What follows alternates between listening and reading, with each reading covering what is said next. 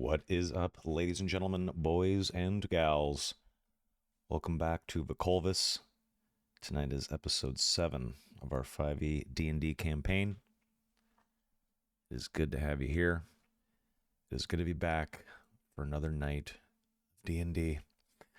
I was just saying earlier in the Discord group how it just feels like session 6 was yesterday. And here we are already playing. Typically the weeks drag by. So I don't know why this one flew by, but it did. But let's say hi to the boys. Radiating What up, fucking boys? evil. So, Excuse me. Hi. Oof. What up? What up? Hello. Was talking about me after chilly night. After what night? chilly night. I said it was radiating pure evil. yuckers. Oh no. No need to use a charge of divine sense. We can just smell the evil. That's right. That's what All divine right. sense is. Follow your Smelling it? nose. Really? Cool. No. Oh, I believed you. Damn. Ha! Gents, here we are, episode 7 tonight. I'm excited. The week flew by for me. So here we are playing again. Hopefully it didn't drag ass for any of you. Crazed, how are you? I exist. I'm Okay. warm, and so life is good. Well, alright. Okay, good. Mr. Sticks, how are you? Doing okay. We're doing okay. Okay. Life is lifing along. Wonderful. Beautiful, mate. Mr. Morton Salt, how art thou? I'm good, man. I'm good. Nothing crazy. Had a nice 3-day weekend, so just hanging out, Hell yeah. relaxing, not losing my mind. Love to hear it. How are you doing? I am doing good. Life is life. 3-day weekend Yeah. as well. Back to work tomorrow. Yeah, ready to play some D&D, and I am moving into the master bedroom in this house in a few days. There's a cleaning lady at the house right now. We have a carpet cleaner coming tomorrow. The last tenant in that room left it in a shitty state. Let's just put it that way. He was kind of a douchebag. So, gotta clean up that hate and shame, and make sure that place is livable and disease-free for me whenever I move in. But beyond that, not much. Thanks for asking. Mr. Bishop of the Rival Variety, how art thou? I'm okay. I'm currently, I would say snowed in, but I'm currently iced in. And I got the day off tomorrow because more ice potential. Okay. So I'm vibing. That's the shitty thing about working remote. There's no fucking snow days. It's always a snow day. You're getting online no matter what. But you just gotta say your internet went out, man. That is telling me power went out. Don't you guys have phones? That's Nope, what sorry, they'll pull only a got a blizzard flip on you. phone. They'll pull a Actually, I blizzard. have no reception where I My live, phone so died, too. that wouldn't even work. Telling me use Yeah, a I'd be flip screwed. phone. I'd be I screwed. use Wi-Fi calling for everything over here. Yeah, there you go. Beautiful. Mr. Wiko, our fearless our fearless game master, our DM. How art thou? I mean, I'll be a grandmaster too. That Grandmaster, sounds okay. interesting. Grandmaster Grandmaster. Wiko and the Fabulous Five. I don't know. Actually, I had one of my best friends come down for a few days, and those few days absolutely flew by, and we had a blast, and we had a bunch of like vintage video game shops, comic shops, Nice. art supply store. He's likewise an illustrator as I am, so we got a bunch of crap and ran around, had fun, played a bunch of video games, just kind of screwed around for a few days. It was nice. Love that. I love it. Beautiful. Okay, so as I stated, I do have someone in the house downstairs finishing up with that cleaning job. So I might have to walk away for a few minutes here very soon. But that's alright. We can just do an in-depth recap of last session. And Wiko can set the stage for us. We can get things started, and then once we're close to getting started, if that's like a couple minutes from now, that's fine. I'll go down and check on her, and then we can go from there. And that's All that. right, so I guess as per usual, I like to go down a line, sort of ask people for a physical character description and how your character's motivations might have changed since last session. So I'm going to start at the top of my list with Crazed, who is playing Belig. Ooh, Belig is looking nice and rested and clean after that pressed digitation or whatever the spell is that Yes, you're the correct. the boss man put on me. You know, I'm feeling happy about the promotion as far as the motivations go. Still trying to kick some evil ass and I want to do good. I want to prove myself. Keep rising up the ranks. Can I go next really Right. fast just so I can go downstairs and just check now? That sounds great. Why don't you tell us a little bit about Yorick? Cool, thanks. Yorick obviously also looking clean. Good old magical cleaning, the deepest kind of cleaning. And he's looking relieved to be, close to civilization and away from the darkness and the evil that they've been fighting. But he now is looking more confident as well. Now that he has like a new mission, he's checked in, he's debriefed Leo Malphus. He has a new sense of purpose, cleaning up the city now with his new mission. He believes in his team more. He knows that there's some tension with the team, and he wants to somehow figure out a way to bring them together instead of them, potentially want to split up or not jive well together. So he's trying to think of how he can just better improve unit cohesiveness, and that's kind of at the top of his mind. And he's determined to help the city. All noble tasks. I'll be right back. It's paramount for a good leader to have a hold over the team, make sure that they're working with cohesion. And Mr. Morton Salt, why don't you tell us a little bit about Quinlan? Well, Quinlan is a young man. He looks younger than he really is. He looks disheveled and dirty. We didn't get any cool spells cast on him.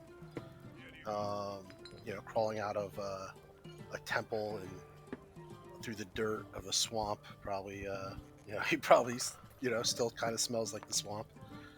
And I think he's tired. He's aggravated.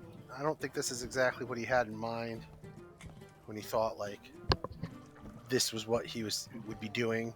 He thought like maybe solving like simple things, not fighting demons or whatever crazed doppelgangers of people he's stuck with.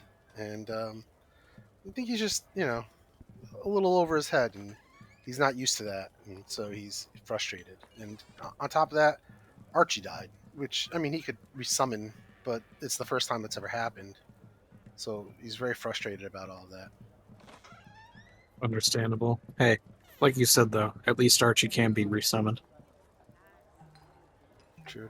I think that's kind of where he's at. He's a mess. He sees other people not being a mess. He thinks, and he's kind of, a little grumbly about it.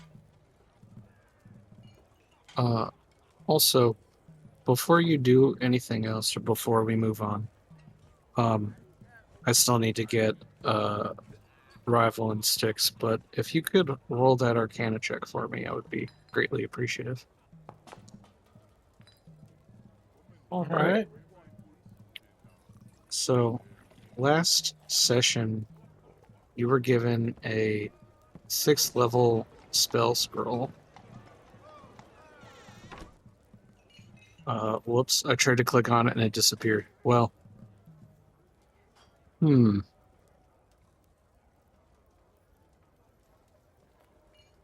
Well, at the very least, you know what spell it is now. I'll have to re-add it to your inventory, but I still see spell scroll 6th level. I still see it. you still see it? Okay, because I tried to click on it and it just disappeared for me. Yeah, it's not doing anything. So, well, we could just get rid of that and put the real thing in there. Okay.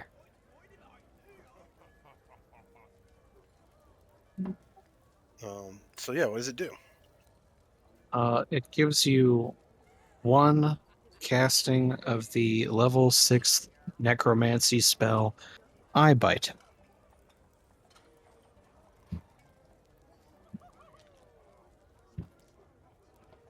Interesting.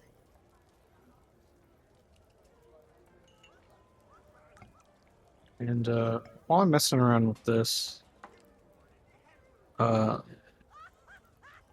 Rival, why don't you tell us a little about Alistair, how he looks, and how his motivations might have changed since last session? Alistair is a pretty young elf, Ladrin winter elf specifically. So he's all blue and pale white hair. He is pretty how do I say it? Yeah, he's pretty frustrated that he and his squad had to like run away with our tail tucked between our legs, essentially, and how his goddess has been ignoring him. Although he did get her attention at the end of last session, and she did something to his sword, which he'll need his buddy Quinn to decipher. He is not super dirty, but he's not super clean. He's been using prestidigitation on himself. He has it, so he's just been slowly doing that to himself to not be like covered in muck and stuff. But he's okay with not being super clean as well. So he's just kind of he's unsure of himself and his current situation. Well, I will say, for all of the past failed attempts trying to get Renthar's attention, last time, that was one hell of a success, all things considered. That was pretty cool. I very much enjoyed how that went down. Just want to know what it does. And last but not least, Styx, why don't you tell us a little bit about Galleon? Callion is a tall half elf. He's blonde.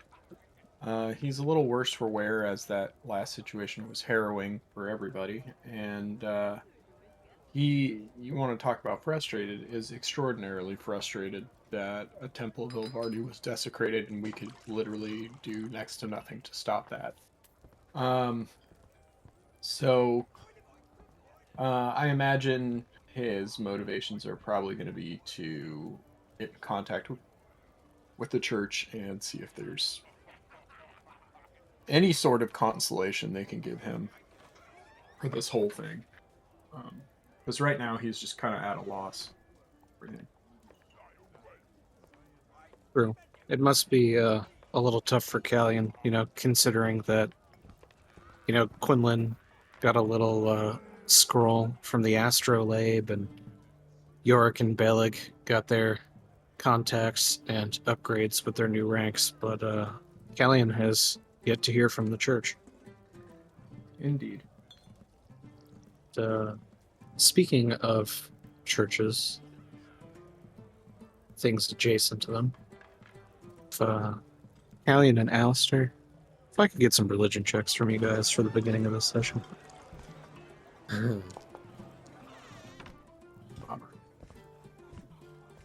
All right. Well, hopefully that isn't a sign of things to come for the remainder of the day.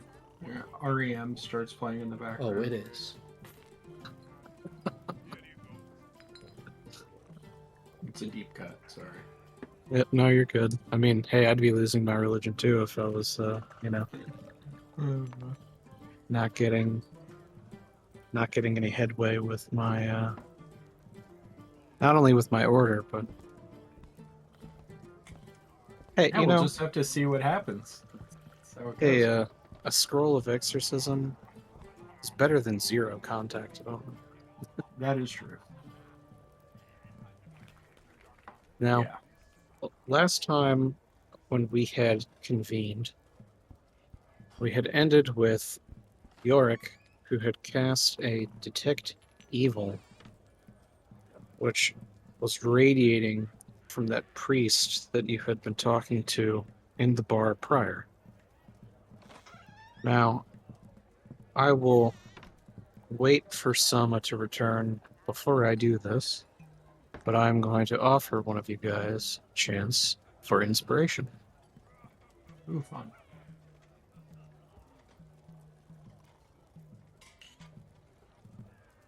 We, since last time, have also rolled it back about 30 seconds. When we had ended last time, Yorick had went through that door to confront the priest from which he had detected evil. But around the time that he had decided we do that, we kind of simultaneously decided it was sort of the best time to end the session, as it had been running a little late.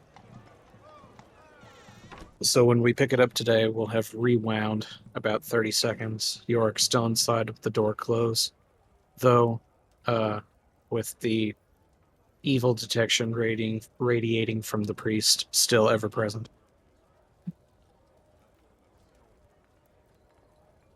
All right. Speak. All right. Well, speak of the devil. So I had just explained the slight retcon from last week. We have not gone yet into the recap, but before we do, at the end of last session, Yorick had detected an intense amount of evil radiating from the priest at the bar just beyond the door from your current standings. For a chance at inspiration, what was his name?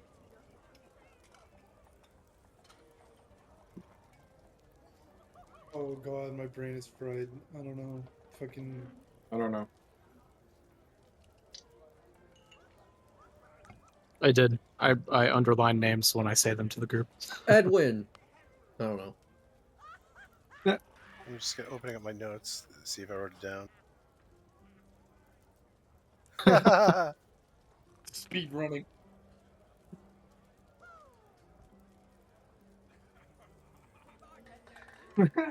Evil Alien? McEvil face. Quinlan, got a guess? No, I got Jeff. nothing. No, I have no idea. All right, no I worries. didn't really pay attention to him, honestly. So El Jefe. That's for sure the name. All right, I'm back. Sorry, chat. I was muted. All right. Good to go. His name was Father Rhodes, but it's fine. That was close. All right, and All roads lead to since Rhodes. since Yorick was the one who was sort of, not only is he the leader of the group, but sort of taking charge with confronting this evil priest at the bar, I'm going to go ahead and lean on him for that recap. Are you going to tell us a little bit about last session and how things had wrapped up from Yorick's perspective? Soma? Sure, yeah, we started last session in the dungeon, the first official dungeon, I suppose you could say, that this group has encountered together. And we were in the room where we killed the Lich with the giant pit. There was no real way out of there, though the Lich had disintegrated some of the wall when he tried to kill Beleg before he died, which would come in handy later. There was another ritual that summoned a bone devil. There was a bunch of cultists. There was a Cinderborn clone version of Beleg that attacked us and hit us with a fireball, downing Beleg. We were probably going to get overrun and killed, but we had a few tricks up our sleeve. Callian had some undead skeleton warriors fighting for him, holding off the cultists. And when things looked dire, Yorick tried to compel a duel between himself and the Cinderborn, but it didn't work out. Unluckily, Alistair Shaw was able to send in a globe of darkness that blinded the cultists and the Cinderborn. And even though we couldn't see either, we were able to escape because Quinlan used a spell known as Shatter to take out the rest of the weakened wall, which created a hole in the top of the dungeon in the wall, and we were able to crawl out into the swamp above. And we were able to do that with just enough time to survive and get out. The Cinderborn and some cultists did chase us back to the winery and then eventually the city. At the winery, we discovered that the prisoners had been taken by another group, and at that point, the group decided it was just best to move on and move toward the city. And we got to the city, got to the tavern that Leo Malphus wanted us to arrive at for a debriefing at the end of that week. Obviously, it's only been a few days. We got there early, but he was there. And we talked to Father Rhodes, who was talking to the bartender, and they let us know Leo was in the back room. That's where we debriefed with him, got some upgrades, got some experience. Not everyone got an upgrade, so hopefully we'll see other folks find some cool shit later. But the group was able to get healed up. A couple folks got long rests via magic. Leo Malphus cleaned everyone up, and they got new orders. The new orders York received sees them going into the city to investigate further the petrification plague that is affecting nobles and other folks in the city and is spreading outside of the city, so much so that the city is now going to go under quarantine, and we'll be acting as the free agents of Leo Malphus to figure out and potentially stop this plague from inside the city once we're locked in. And as Wiko stated, York did sense evil on the other side of the store in the bar, and it's coming from Father Rhodes, and that is where we left off. Oh, and York and Bella got a promotion. Not sure what's going on with the other guys. I know Quinlan probably got a promotion being in the order. I'm not sure what rank he is. And Alistair as well. Callian needs to speak to the church, though, and Ezekiel Kane is a part of the Paladin order. So they have to figure out their shit with those guys, but that's that. Yes, so Alistair was raised from petty officer to chief petty officer, as he sort of works on a commission basis outside of your general rankings. And the astrolabe has a little more secrecy behind the rankings of wizards. Rest assured, they are proud of Quinlan, the field experience that he's gained. They can also sear into the timelines that he's sown to see the awful things that he's prevented, and they've commended him for it. Though on the opposite side of that, Callian has sort of had a strained relationship with the church as their communication skills seem lacking, leave a lot to be desired. Now, as you all had finished up this last session, like I've said a few times, York, you had detected evil from Father Rhodes, the other side of this bar, and you were mounting up your team, getting ready to confront him. And I'm going to let you guys take the reins. All right. If I may, York approaches the door, and then he turns around and he says, "All right, men. There's civilians here. We need to do this carefully, but detecting some seriously foul evil from Father Rhodes." And then York, can you unpause? What? Unpause the game so I can move. It's not paused on my side. I have free movement up. It's paused on us. There we go. Oh, now What it about isn't. now? Perfect. Better. York Okay. walks over to the fire, and he throws the note inside, and then he looks back at the group and he says, "On the orders, Leo Malphus said that we can't trust anyone except maybe this group. We'll be acting as his free agents inside the city when it goes under quarantine. We have to rely on each other in there. Anyone could be lying to us. We don't know how far the evil is spread within the city walls. Going to need to rely on each other more so than ever. Because inside the walls, it's not just foul evil or bandits or burglars that could die. But women and children and civilians could be caught in the crossfire once we're inside. So, be wary of each other, communicate, keep an eye out for anyone that seems distrustful or weird, and we'll be okay. Now let's take care of Father Rhodes and get to this estate so we can get some sleep."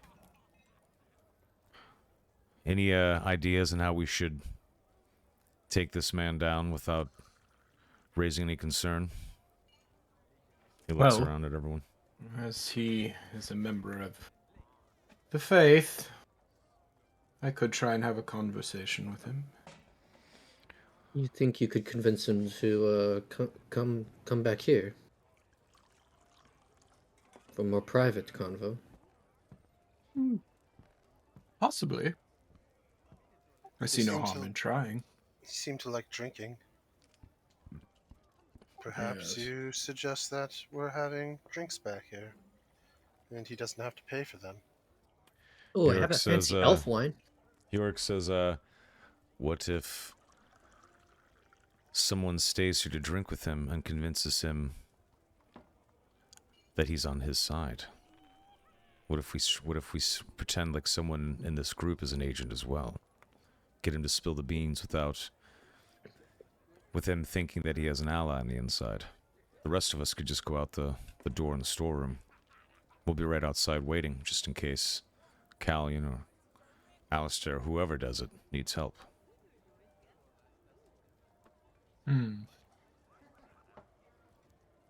Hey, didn't we get like each of us get like a bottle of that really Yeah. super fancy The stuff? Star wine or whatever? Yep. Yeah, I York, still have mine. York puts Yeah, I still have mine too. I have I've actually a couple got 2 bottles. Yeah, I'll put out a bottle of mine out of my Well, inventory. Just show him this, and because he's part of the order or the church or whatever, feel like I have something special. One of you can. I'm not very good at lying to people, I've got Oh, a. yes. so one of you should probably. I'm not suggesting that I would lie, but I am very convincing. All right, Callion, it's on you. So this guard hears you hatching your plan and says that if anyone who's aligned against the affairs of good men, you all are trying to convince him that maybe you're on his side and that maybe he should leave. Yes, that is a great idea. Shoo. Yorick looks to Alistair and he says, follow him, watch him for a few minutes.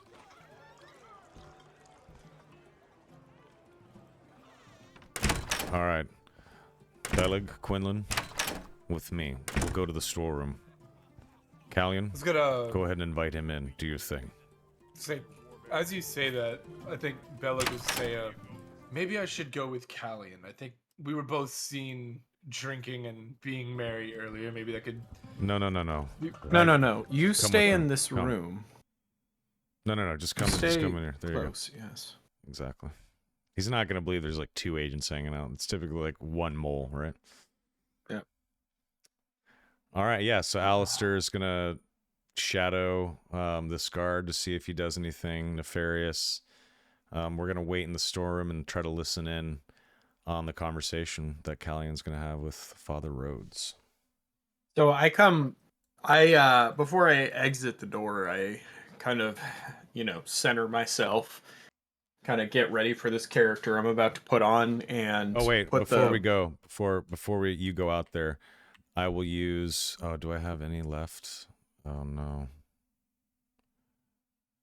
Let me check my. We all got a long rest, so you should have everything. No. No, Only Only 2 2 of of us us. did. I didn't Oh. use all my lay on hands last session, did I? I can't remember. I think you have like 3 or 4 more points. Yeah, so I'm gonna give you a point of lay on hands. I'll just put myself to 2, so that it clears the alcohol from your system, so that you go in clear-headed. That's it's like 5 points to cure. Yeah, it's more than 1 point, Oh, so never don't mind. bother. Okay. It's fine. Word. Okay. Good call. So I walk out with a bottle of the star wine in my hand. I walk up to Father Rhodes. And I say, Father Rhodes. Still here, huh? He sort of perks up. You had talked to him, but he didn't really hear your words. He seemed to be more distracted by the bottle you were holding. He said, Yes. Star wine. Like myself, being a man of the cloth, I'm surprised you can afford something so expensive. Oh. No, this was a gift for services rendered. A gift I would be happy to share with another member of the faith, if you would be so willing. Oh, gift. It's rather generous. Yes, It's also generous that you would reciprocate that gift with another. I suppose. I mean, we do that in the church. Gift, this He quid pro quo. picks his glass up, throws it back, and sets it down on the bar, slides it across to you. Yes. Now, before distributing this gift, I would like to do so over conversation, but one that I would not like in front of all these prying ears in here. Who knows, maybe out there.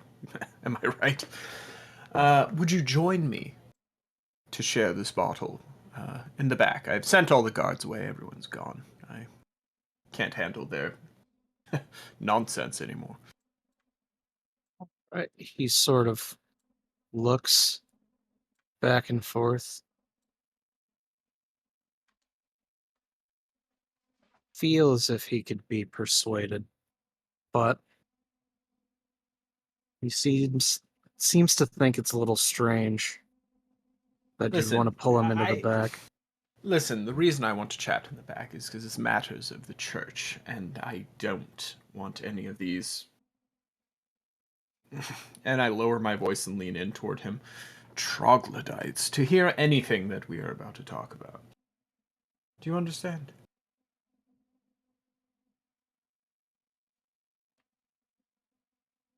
All right. Callian, being that you walked out here with that bottle of the Midnight Star wine, please roll this with advantage. Nice. Oof. I'll take it. Okay. All right. He sort of looks back and forth and he says, this bar is rather filthy. I suppose it wouldn't hurt going somewhere a little more private. Yes, indeed. Follow me. He pushes past Ezekiel Kane, who falls off of the bar stool. Love it. Breaks his neck. Just as you deserve, I shout at him, and then I walk Oh. back in. Poor Ezekiel Cade. Then I grab a seat, like over here. This table. All right. And I pour him into like a chalice that's back there or whatever, some of this wine, and I pour myself one as well. He starts to take a sip, and he says, so, be completely honest with me. Yeah. A gift?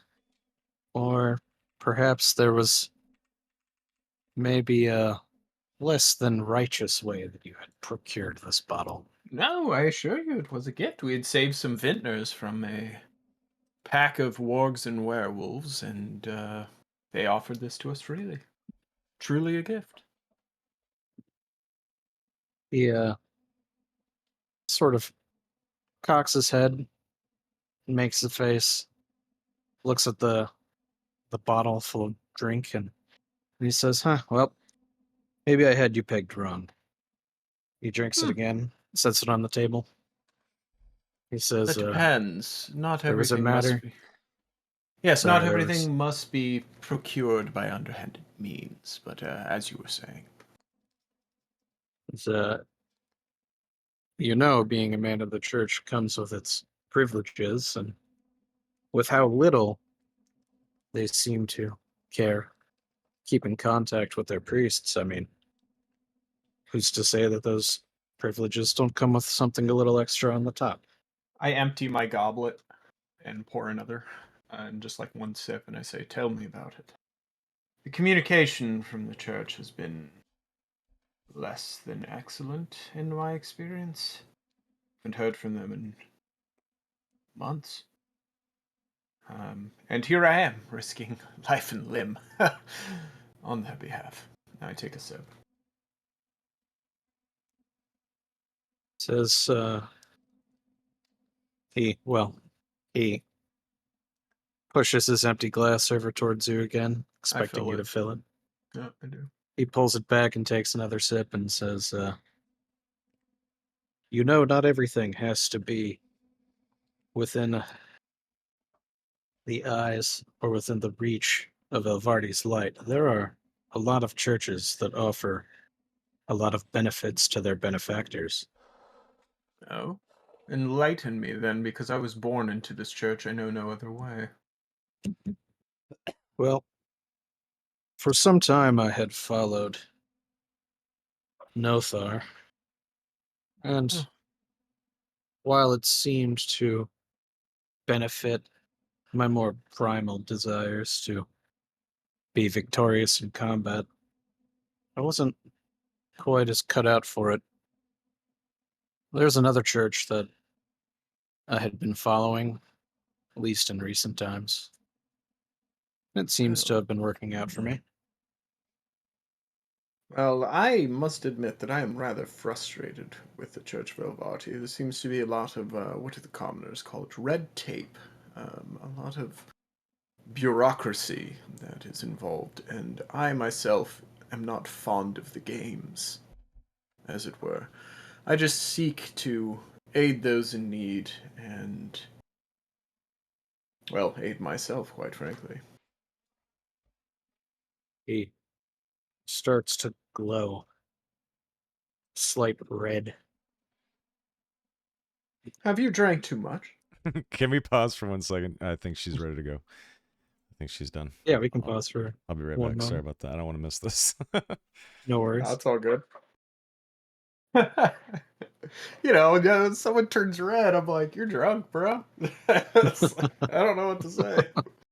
I'm also trying to like keep my cool right now because I understand that something is happening right now. But I've also had a considerable amount to drink this evening, if I Yeah, remember correctly. Last You're pretty session, shit faced. he wasn't quite shit faced, but he was pretty fucking toasty. So He's pretty toasty. I like that. So right now, I think that alcohol's doing a good job of keeping me relaxed. The fight or flight has not kicked in yet.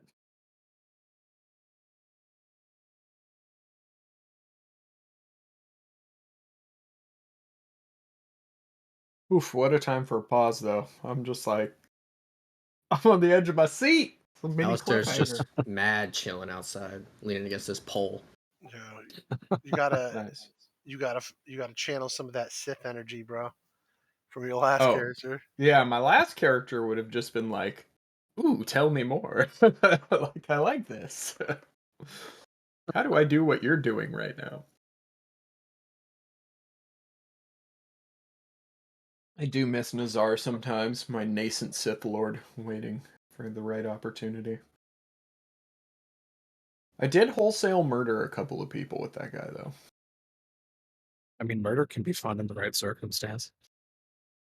Well, I murdered someone because I was trying to maintain an appearance, even though we were trying to help these people. But hey, if you're gonna get someone to casually murder Alright, someone to good to maintain go. appearances, you may as well choose the dark side user, I suppose. Good to go, boys. Mhm. All right. Sorry. Have you had too much to drink? You're starting to be a little red.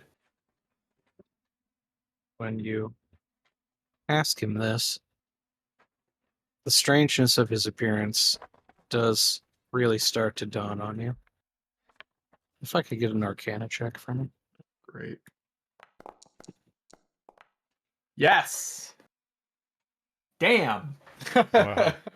Good roll, but Oh, I was like, whoa, that's Oh, good. right. Oh. my Arcana sucks. I don't have 18. +2 to int. Yeah, Understandable. You know, you're more of a holy man. correct. He, I just squint at him. the intensity starts to really, really pull through. And before, where it was sort of a dim red, it's now quite bright.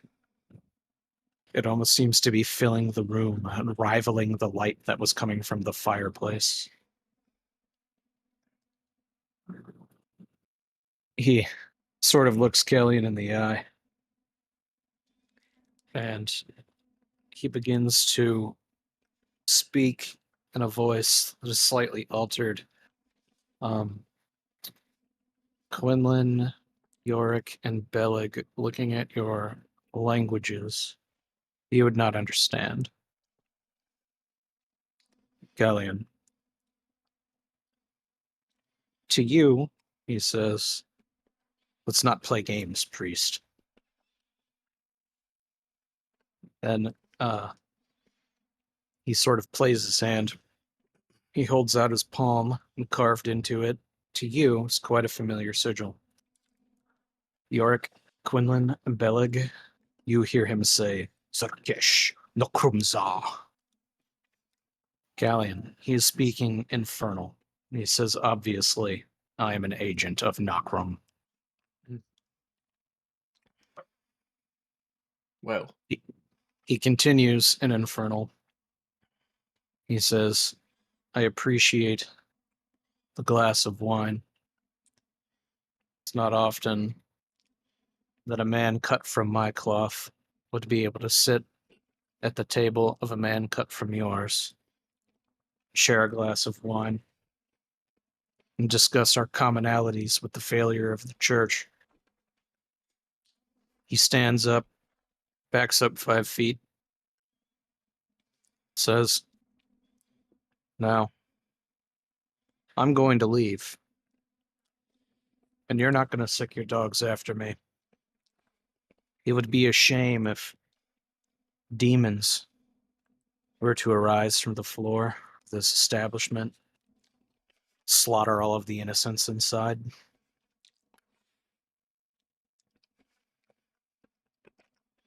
a shame indeed. And then I stand. All right. And in And a he's as non-threatening way as possible, I draw Sparkwick, all right. and When with my you hand still on it, I place it on the table. And with my other hand, I place it on the table, and it starts glowing with like divine light or whatever you want to call it. And I say, when you place it on the table I start drumming my and the fingers on the runes table. start to glow, he gnashes his teeth. You can see that they're spiked. He opens his mouth to let out a dull hissing roar. You can see that his tongue is forked. He steps 5 more feet closer to the door. I hold up my glowing hand, and I command him to halt in Celestial.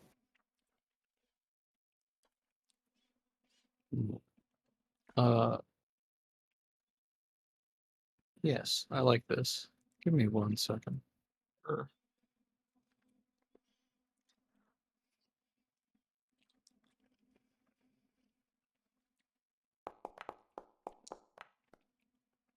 fuck. All right. When your hand starts to glow, you have your hand on your weapon. He sort of raises his mace to waist level. Mm-hmm. And when he does that, if you'll give me 1 moment.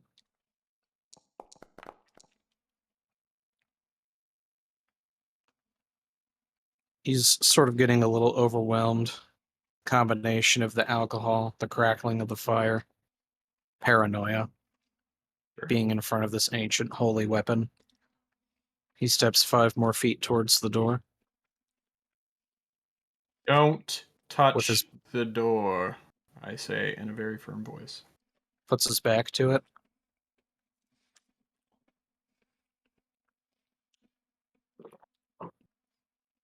He reveals his glowing hand, and that sigil, that carving that you had seen with the other murders and the other cultists related to Nakram, starts to drip blood.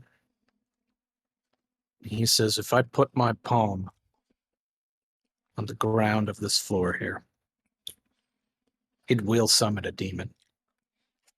I want nothing more than to leave. I walk around the back side of the table so as to appear less threatening.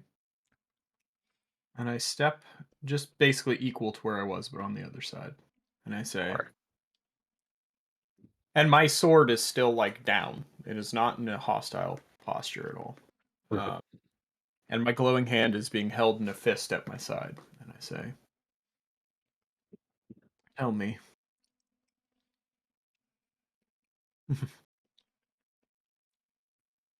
Though I don't expect you to.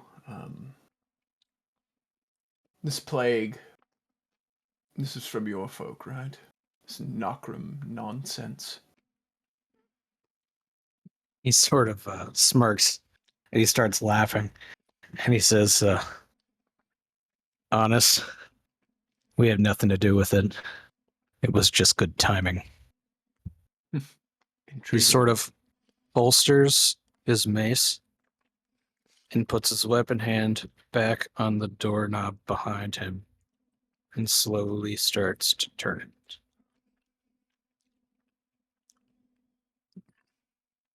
He pushes the door open Hold on one sec. I need a behind him. moment to consider. No worries. I'm going to go ahead and give you a moment to think at the point to where he has pushed the door open behind him. I mean, doesn't Kane see a demon standing on the door? Oh, Kane's on his ass on the floor right now. Not still. He You would guys have. have been talking for a while. He would have I don't gotten think up. he passed out on the bar floor. Well, he might see light irking through the door, but I don't know which way the door swings. Would right? Leo, So the door would might Leo be have blocking. healed him on the way out? So he actually didn't, Oh. and that's more because Leo gives favor more to those within his own agency. Damn. Though I can go ahead and see right now if when Ezekiel got knocked off that bar stool, if he was too shit-faced to recover. Oh! And the streak Broke his neck. continues. Wow. He's asleep at the bar. No, Ezekiel Kane, dude. Wow. Ezekiel, yep. So Brutal. brutal. Lezekiel, Absolutely bro. shit-faced, passed out. Wow. Common Ezekiel roll right there. Poor guy. All right. Well, I'm gonna say one thing before he goes through that door, which is,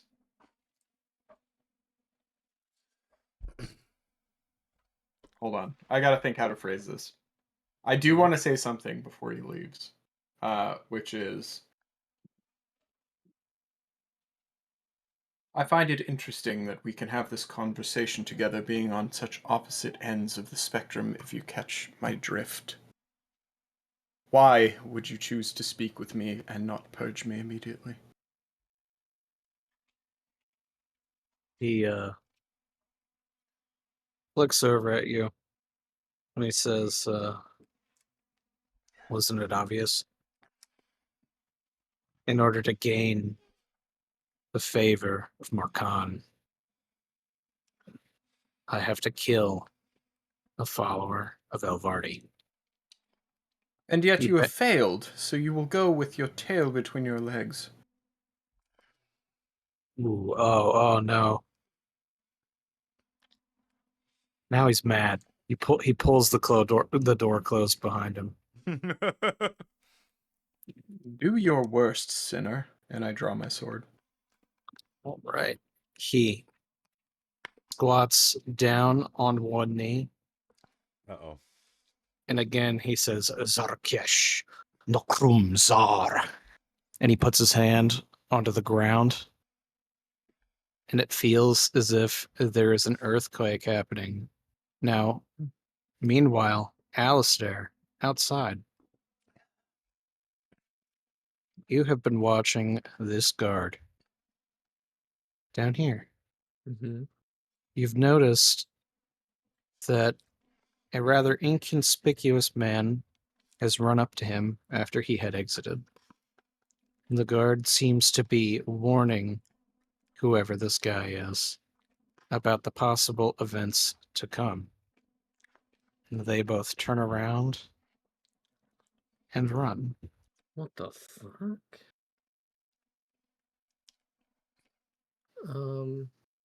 Great. Right. And if I could get going to need a dexterity check from everyone. The As you rumbling can ground. you can feel the ground rumble beneath you as if it is an earthquake. Al, your dice fucked me up. Are you fucking kidding me with a 7? Yikes. Wow. The monk failed? Oh, we're fucked. At least I passed. Wellig. All right. So from that shake of the earth, pretty much everyone fell prone except Quinlan, who obviously foresaw this Cool. coming. I think when he says the words again, not that I know the language or anything like that, but Quinlan is You're incredibly fucking intelligent. smart. Yeah. The knock reminds him of the Drakari version of it, which was literally Markan backwards. And so this guy clearly keeps shouting out Markan's name. So some shit must be going on. And Quinlan grabs something and says to York, "We might need to intervene immediately." And then the earthquake happens. All right. Roger that. And if I could get initiatives from everyone. Oh shit. Oh, that one dude. Oh, 4? Bro. No! We're all fucked. This is Bro. over. All right, starting to drop a background character, backup character. This game fun. sucks. Dude, Foundry is Uh, cursed. Blurst. No. Foundry Blurst. is 100% cursed. It is actually kind of cursed, I won't lie. I'm not giving up. Blurst. It's about to turn around right now. Foundry's DM biased. Don't worry, I'll tank this, guys. It's fine. All I right, believe in you, bro. I got an Callian, 18 AC. It's cool. Yeah, what's up? you are on the ground. True. And real. Not very base though. Oh, I'm All based. right. I'm on the base of the earth, dude. Same. What's going on? I guess you do be base then. Oh, shit.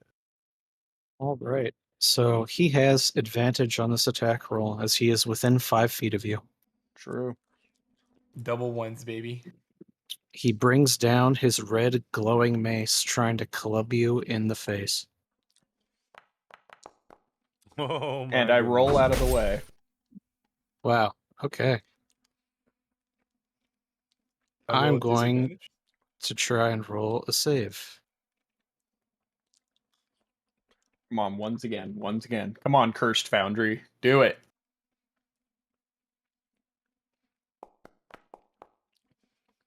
He Okay. just narrowly passed No. that check.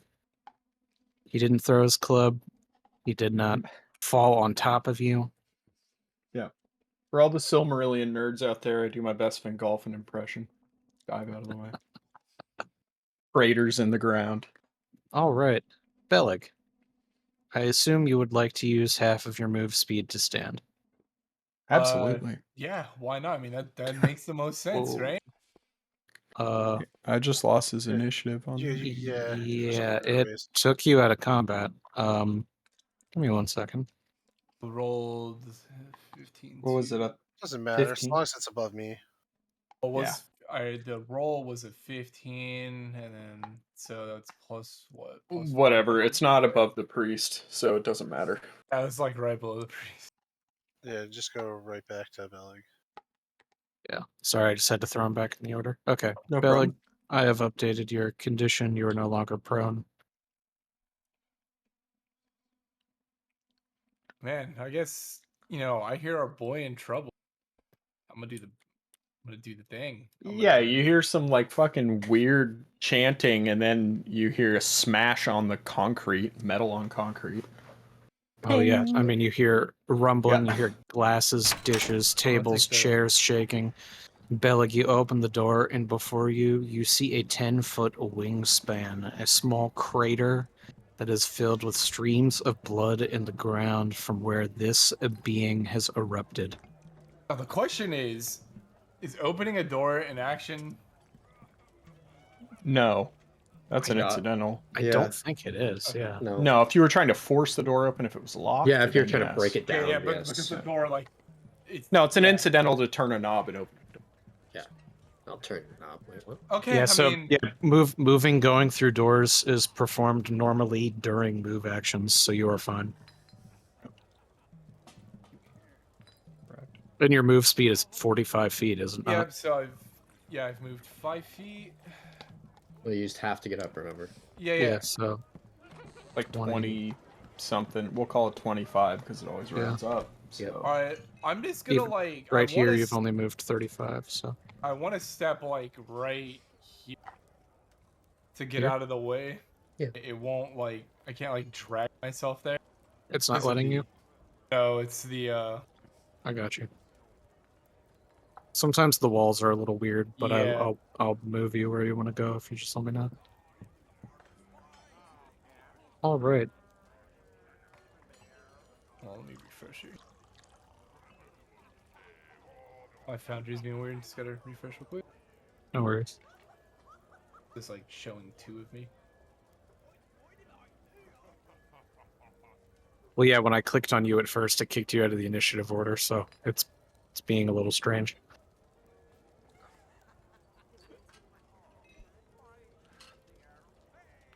Oh man, what have I Oh. done?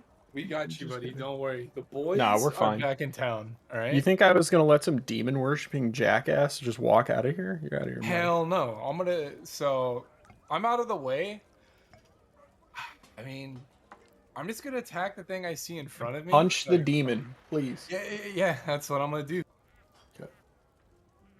Can't That have makes both the these most guys sense. fucking.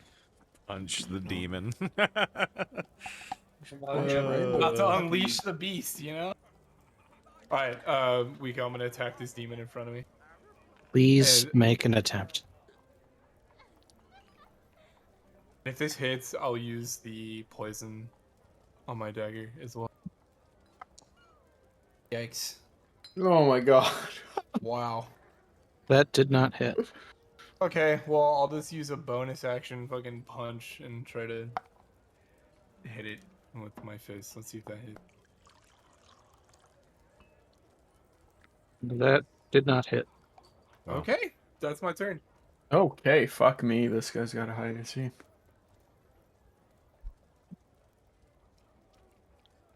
Okay. All right, and that is the end of your turn, correct?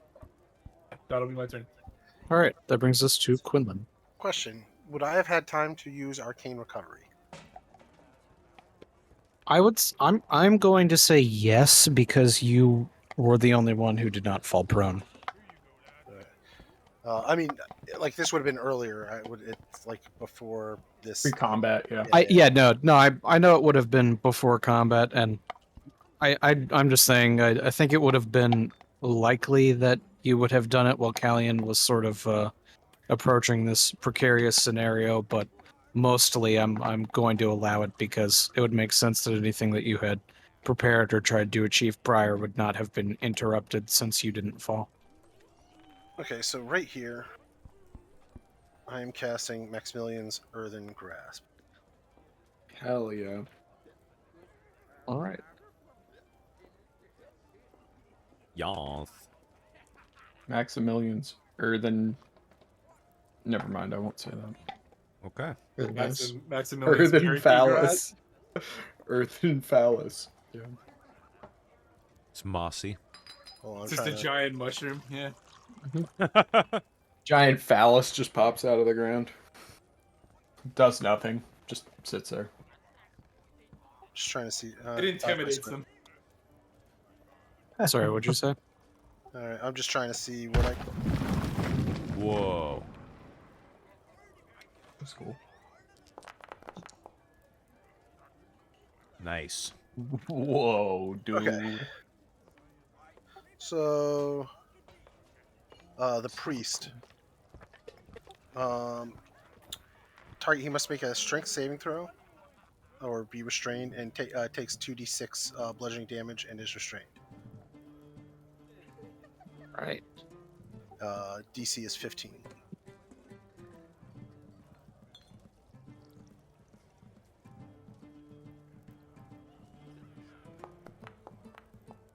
Of course. Oh, nice! No strength. Yes. Yeah, he's a priest. Yeah. So he's gonna take that 8 damage. I don't know why it rolled twice, but take the It 8. rolled twice for the second if he's already restrained. For You the- can use an yeah. action to do 2d6. Copy. All right. So he is restrained. Yeah, and he takes 8 damage. Right. Took the damage. Took the restraint. Right. And that's wait, hold on. Let me not stand on Yorick All anymore. right. That's your Yorick, turn. I assume you would like to use half of your movement in order to stand. Yes, sir. All right. You are no longer prone. Okay. Gonna move here. And I see this. Move one back. You're standing in the demon. Oh. Yuckers. I'll go right here. Cool. And I attack the demon with my longsword. All right. Please attempt to attack the demon with your longsword. All right. That did not hit. Jesus Christ. Okay. DC 20. Yeah. That's that. Might just need a fucking bum rush the priest. I don't know. All right. Callian, the demon is focused on you. He has eyes that burn with the same intensity and dilation of that of the priest. Before he reaches down to try and claw through your chest, he says, Zarkesh, Zalithukdar, Zarak Nukrum, Zoruk. Cool. Can you repeat that? No, I'm just kidding. Yeah, sure. Zarkesh, Zalithukdar, Zarak Nukrum, Zoruk. I've written these things down. I will repeat them. Whoa. All right. This demon.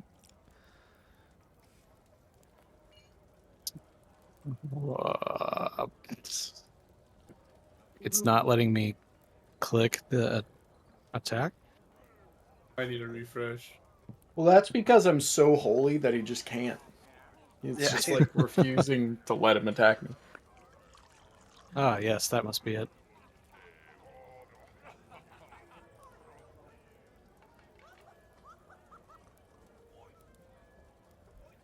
Okay, I'm refreshing the thingy. Nice knowing you guys. Be right back.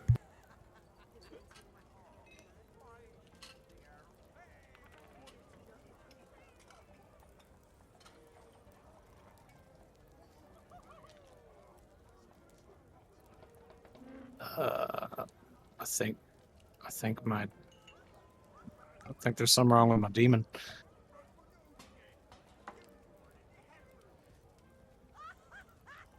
Yeah, I got it. It thinks that the priest is weak because it's restrained and kills the priest instead. Oh, I forgot battle music. Shit. Let's get that on.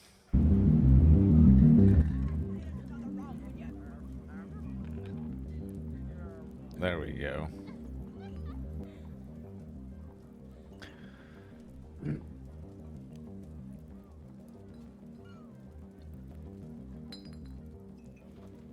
There we go. Okay. Well, it didn't seem to roll with advantage, but that still hit. Jesus. So, I am going to roll one more time because that could have always been a crit. Okay, so it wasn't a crit, but I did still hit. I'm also just gonna roll my second multi-attack now. Because why wouldn't I? Okay. They both hit.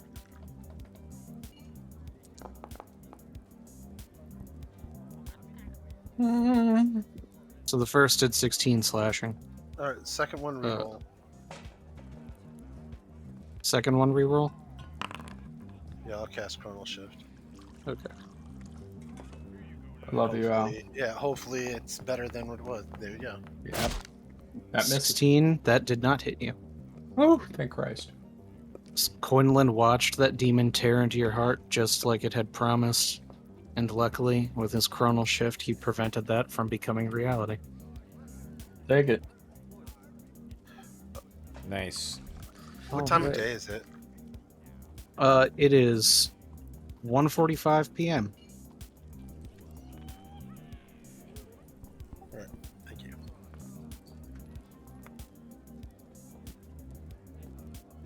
That brings us to Alistair, who has now just returned.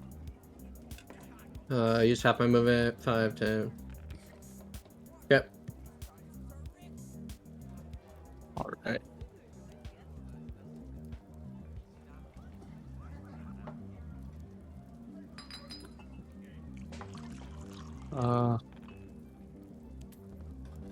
So you used half your movement and then moved what you could? Yeah, I'm second guessing if I should do a Misty Step to try to get an attack in. Yeah. Okay. Well, I mean, I like that idea, but I will your take call. my movement back. I'm going to use half of it to stand up. And then 5, 10, 15, 20. I'm going to bonus action Misty Step 20 feet here in front of the door. Okay. And I would like to try and shoot the demon, I guess. Nice. Fuck yeah, dude. He is Huge. within your line of sight. Please target him and Yep. do what you want.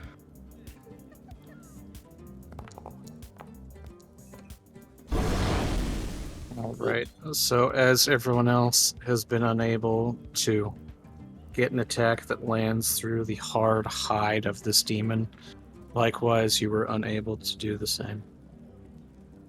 All right. That brings us to Galleon. I stand up with Good idea. Ludacris playing in the background. All right. I'm gonna take my fancy sword and try and hit this fucking stupid priest. He is restrained. Yeah. So, what I'm doing. Well, if he's restrained, I You don't have have advantage. I do. You do. Attack rolls against you have advantage. Nice. Nice. 22. That definitely hit. Please roll damage. Sweet. 15. 15. Nice. He This is fucked. beyond bloodied. Yeah, so I stab him and I say, I hope that was worth it.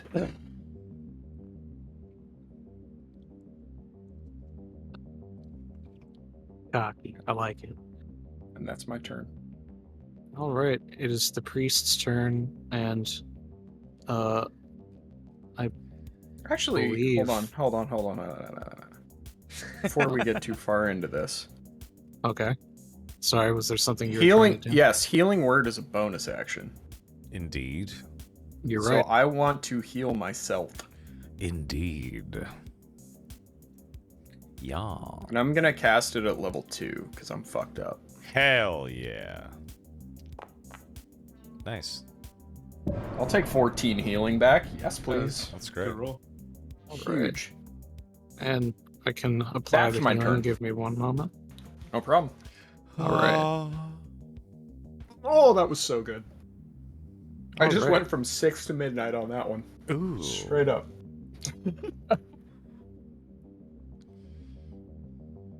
All right, that's my turn.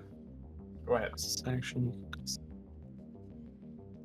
to break out. To use strength action. Okay, so again, I must make. I'm restrained, so literally the only thing I can do is really just try and break out of this. Yes. Correct. Hell yeah. strength, right? Yes. Yeah. No. Nice. Hell yeah. How is Dude he is stuck. restrained? Earthen? Yeah, so Uh, there's a giant hand of earth. Oh, I didn't know it. grabbing him. I didn't know it had Well, actually grabbed him. Okay. yeah. Well, it's actually like I just thought it normal was someone human there. sized. Got Yeah, it. no, it's grabbing him and squeezing him. all right, Bellic. Love it. Alright, yeah, I'm just gonna Love attack it. the demon in front of me again. And Okay. if it hits, I'll use the poison. That won't hit. Did not hit. So I will try a bonus action on Art Strike. That Oh, probably won't hit close. either. Did not hit. So close. That'll be my turn. We don't know if 20 is a guarantee. Quinlan. That's true. I step up. I need a strength saving throw from the priest.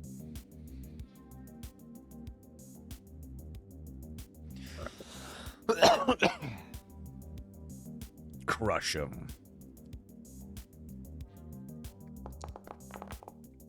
No. Ooh. He takes 6 more bludgeoning damage from the hand crushing him more, and that is my turn. Nice. Crushed him to death. Love it. Smashed in the hands of the earth. Brought Cool. forth by Quinlan. Dude, Turned to a pulp. just reenacted the scene where Thrall kills Garrosh in the Grand. Just fucking cheers, dude. The hand just grabs Yeah, him, crushes crushes him to death. His armor being crushed into his flesh. Like a can. Yep. Cool. You know, Love With it. his last popping open a hot dying, one. with his last dying breath, he says, "Zarak, Nakrum, Zoruk," and then gets For all turned the to good pulp. it did you, and I spit on the ground. Yorick, there's a demon in this bar. Here shines a shiny demon in the middle of the bar.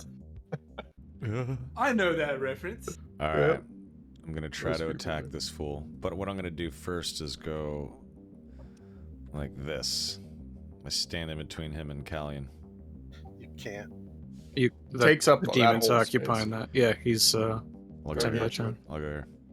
He's there too. Occupying that Stand too. over the body. Yeah. Okay, there we go. Stand on the dead guy. Hell yeah. All right. Fuck him. Let's see here. Let's see here. All right. I'm just You're gonna use my sword. surfing on bodies. Standing over this disgusting foul priest. Oh, so close. 20. Hit. Roll for damage. Yay. Oh, AC of 19. There we go. Right.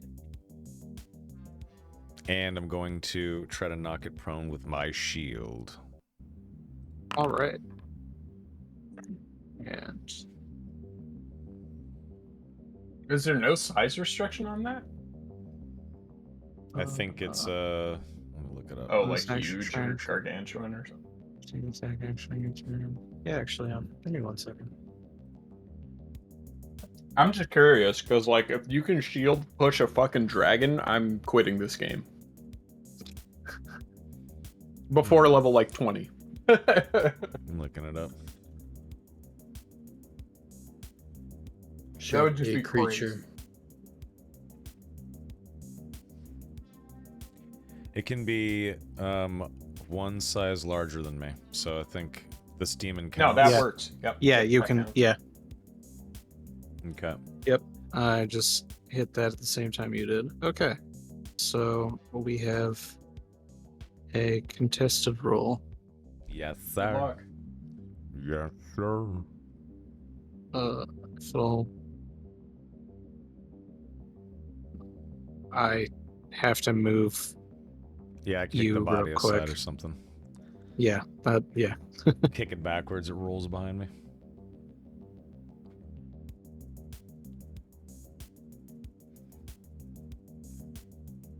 Looks like we're fighting a Alright. xenomorph with wings. Kind of sick. I know, it's pretty wild.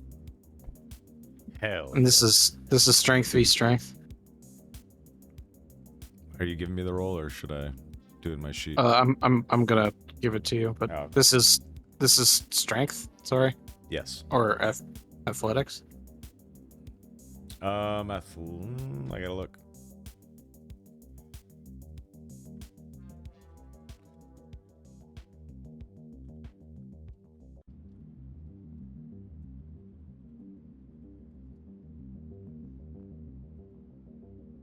Athletics. Yeah. Okay. Cool. Just wanted to double check.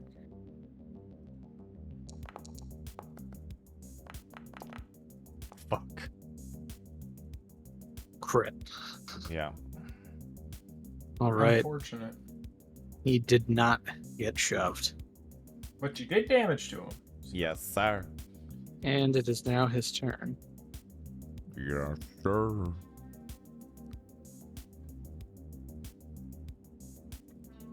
Oh god. Alright. Here we go. All right. Ugh. Who's he Oh. attacking? Yorick. No. No. First attack. Bring it on. Miss! I've raised my. Miss. Go ahead, sir. Second attack. Oh. Oh. Miss. I raised my... My shield. All right. Bonus action. Yorick. Hit that little button that says Wisdom Save versus DC 17. Hold on, let me read this. Sure. Targets one creature you can see within 6 feet. If the target can see him. How do you pronounce it? Nagaz? Nagaz. Nagaz. It must succeed on a DC 17 Wisdom saving throw against this magic or become frightened. Okay. Yeah. 13. All right. So you are now frightened. Though very luckily, you narrowly did not fail the check by 5 or more. All right. Is York supposed to be here? Yorick is here. Yeah. Oh, for some reason it's not on my screen. Whatever, that's just my problem then. Yeah, it's acting a little weird today. Alistair. I blast.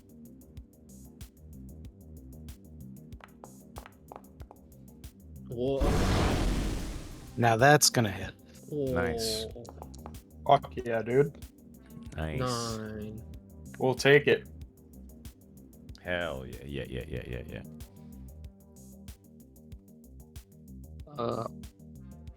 Wait a second.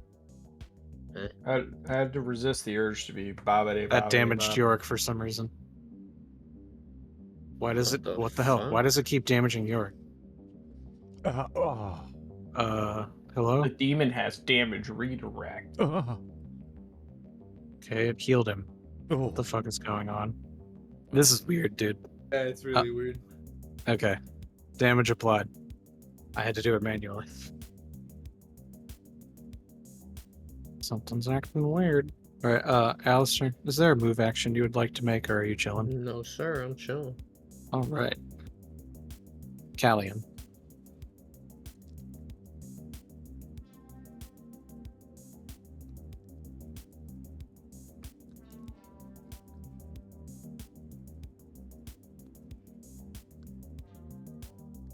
Dex, are you alive? Yeah, I'm alive. At least my character is. Yeah, I'm just double checking. Everything has been being weird. Yeah, I'm alive. I'm gonna try and let's see.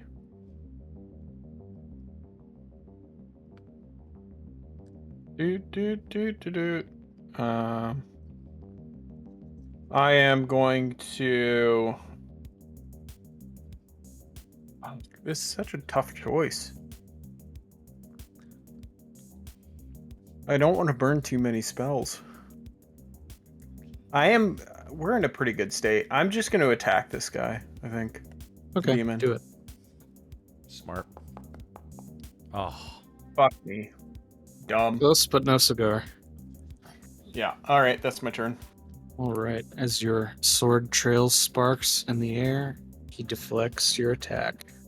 Bellig, you are behind this mighty shining demon. What would you like to do? Same thing I've been trying to do and attack it. Surely you will find a fold in the natural armor that wreathes this evil. Same Please thing as make an usual. attack. If it hits, activate the poison. All right. Nope. Okay. And then I will just unarmed strike him.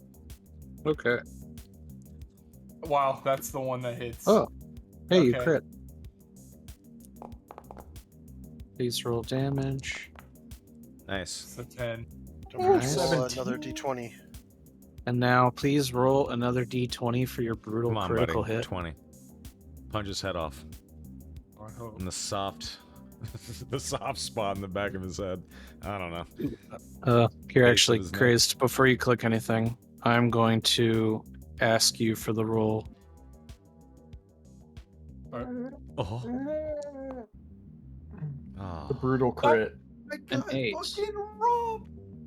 No, it's You don't know what it that's is. bad. It's That's true. he's bleeding out. I know, I just wanted to see the 20 again. All right. The demon is profusely bleeding.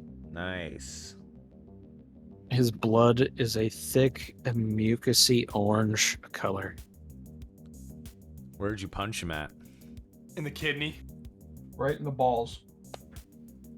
Punched him in the kidney and got some penetration in there, and he's profusely bleeding out of the kidney now. Nice. Bleeding from his side. All right. Wild. And I assume that's the end of your turn? Oh yeah, that's the end of my turn. All right. Quinlan.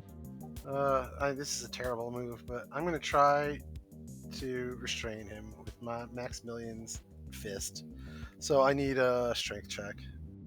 You got this. Okay. Come on. Come on. Oh no, he's got a +8 to that. So Please use the spell. hold on.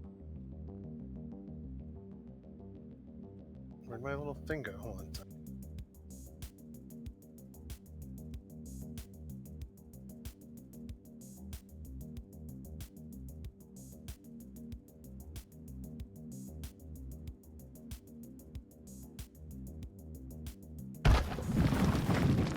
Whoa. Nice. Hell yeah. Nice. Oh my God. Oh.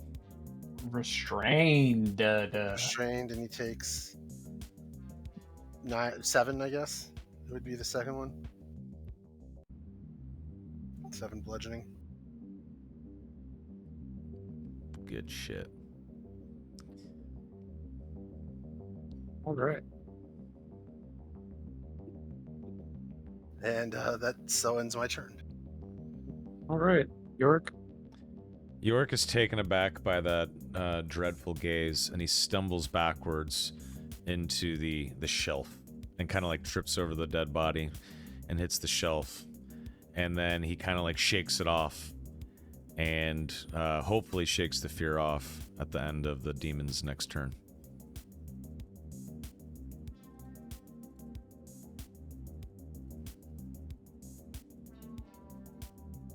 All right. The demon tries to break free and succeeds.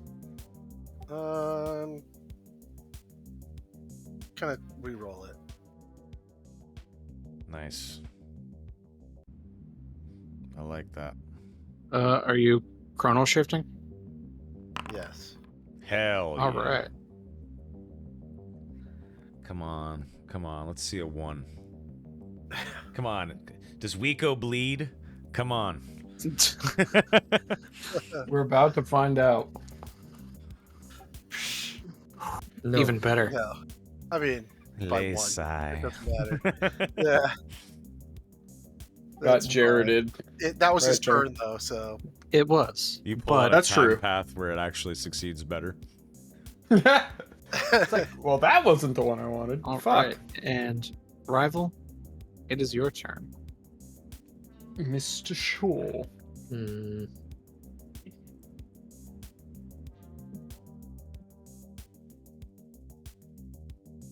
Fuck. Okay. I'm gonna go. Oh shit! I don't want to do that. Never mind. I'm just gonna blast it. Nope. Sure, not gonna blast it. That was Sorry, rival. very close to that 18. Nah, I don't think that's how it works. Oh, I have a quick question. Just two things, which I'm sure you're keeping track of. Sure. Bleed damage on him, and then Yorick. Shouldn't he have gotten a wisdom save at the end of the turn? It's at the end of the So demon's turn, it- so I'm yeah, out it's of it. at the. Just ended. Right? He didn't get to go because he was. Oh just yeah, training. he ended on the save. Sorry, I Yeah. skipped it. I skipped over that and went to Alistair's turn. Yes, give me 1 second. Yeah.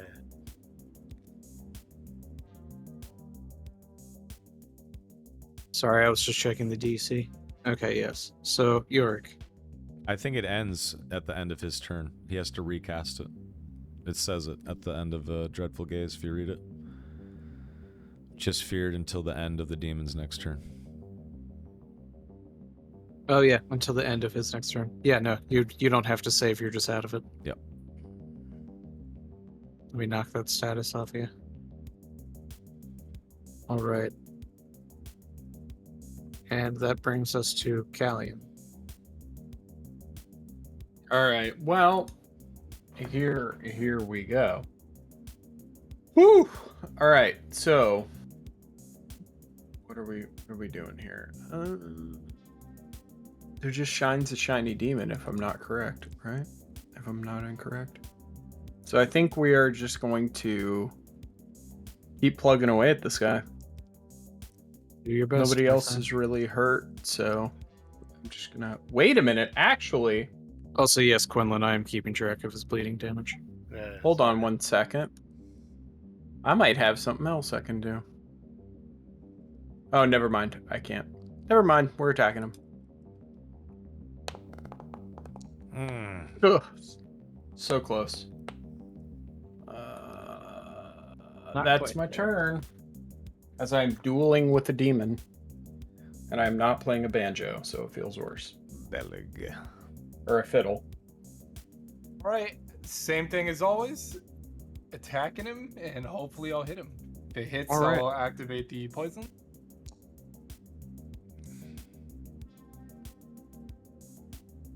Bailick, Oh, that that hit? hits. Nice. Hell yeah. Nice. Ooh. Nice poison damage.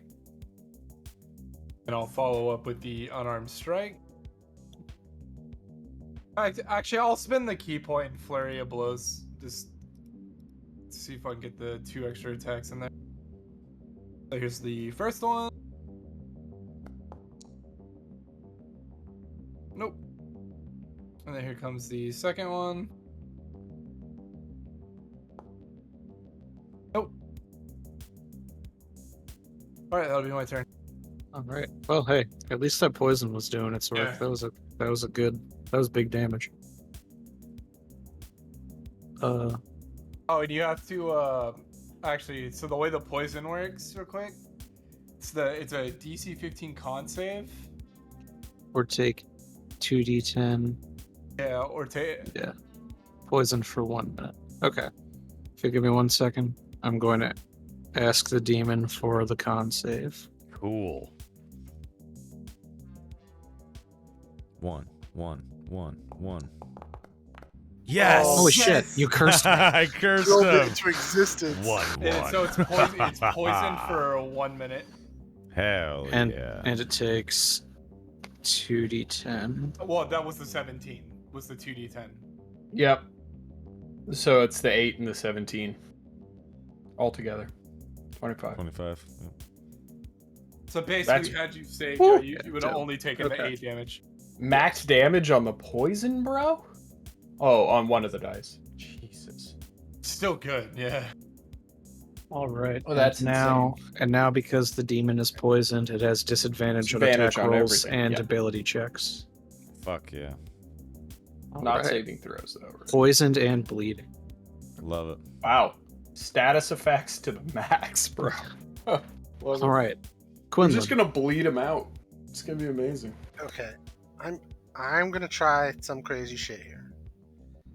I'm gonna take I like the that. jar the jar out, and I'm gonna part the cloth I have around it just a little bit, so all it can see is the back of this Holy demon shit. or devil or whatever. What the fuck? All right. And I'm gonna see what happens, Wow.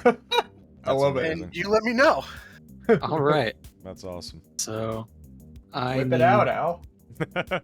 Use object. Do you want me to roll it so people can see what it is? Yes, please click the thing so it comes up in the chat log. Oh.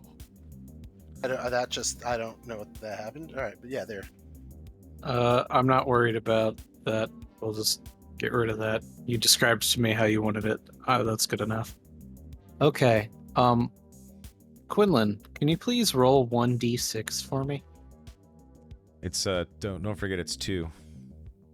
2 beams. Pretty sure.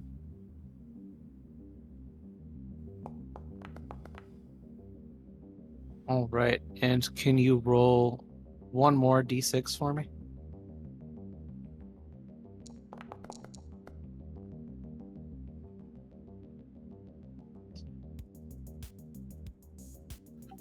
All right. Okay.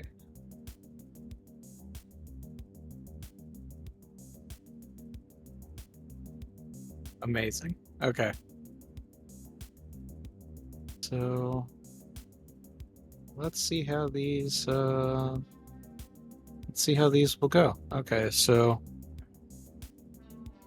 when the pupil dilates after fixing on the back of the demon, I guess those with the mind would be able to see, but those who do not have the mind could not. A strand that tethers all living, non-living, and undead. There's a psychic force that sort of tethers the back of your head. For a lack of a better description, kind of where a matrix plug would go. When the eye dilates on the back of the demon, that tether gets pulled in sort of a random direction with extreme strength and power. And the demon is going to have to try and resist that.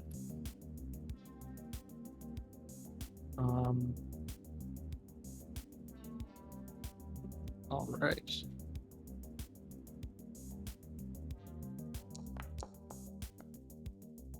Okay. It has disadvantage, right? Because it's poisoned. Not with saving throws. Okay. Only on attack rolls and ability checks. Got it. All right. But then as for the other, that same tether is now trying to pull it straight down into the ground.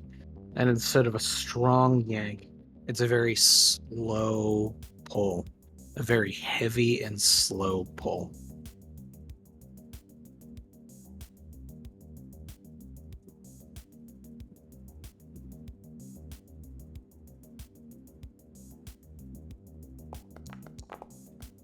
No shot. Hell yeah. Nice. Huge.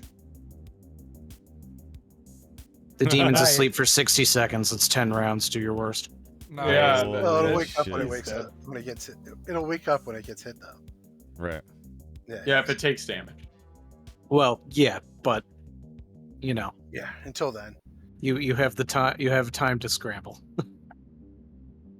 Yep. Whew.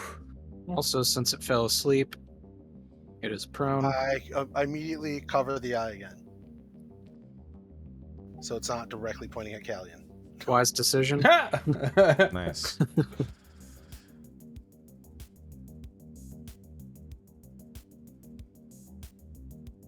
All right. And I guess that's the end of my turn. Unless that was, unless you want to give me, unless you want to say that's not an action, I can try to restrain it now. No, that's one hell of an action, my friend. Yeah. Yorick, you are no longer frightened, and this thing that was so terrifying, that had you reeling from its cold gaze, well, Gwynlyn just paralyzed the ever-living shit out of it into sleep.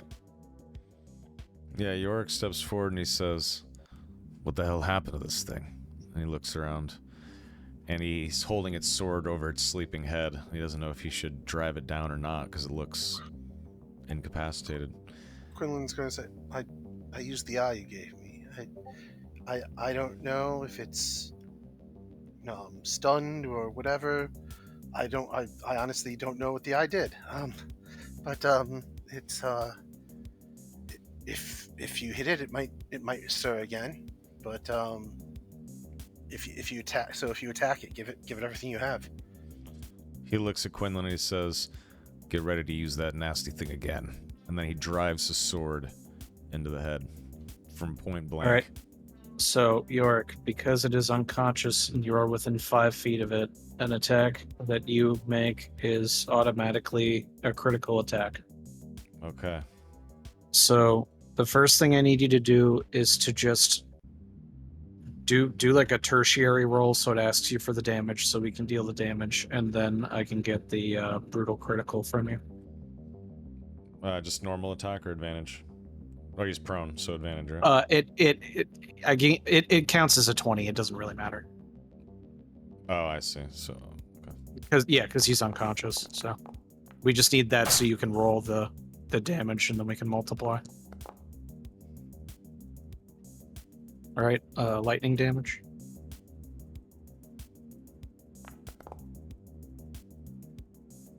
All right, I'm going to apply the damage now. Okay. All right, and I just want you to know that from that attack you just did, he is bloodied. And Okay. now I'm going to request a d20 from you to determine the brutal critical.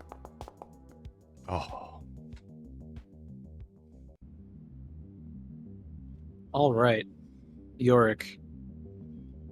When you bring your blade down against his head, because he is so strangely armored, it deflects in a way that pierces the weak point in the back of his left knee, cleaving off his left leg from the knee down.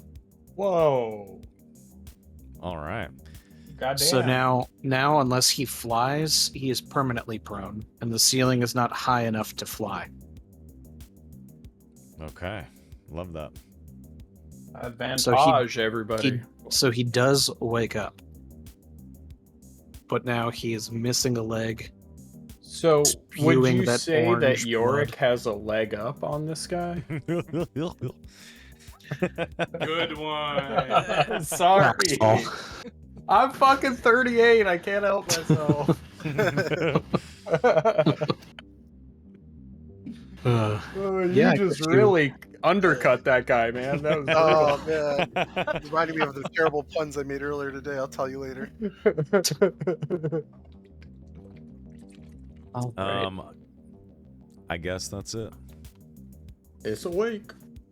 All right. He can't Yorick, get up. so he has disadvantage on this multi-attack. He has wings, but it's not. The ceiling's not high enough to fly. It's Hell only yeah. 10 feet. It says he needs at least 20 feet to fly, Oh, which is why I haven't been flying this whole fight. All right.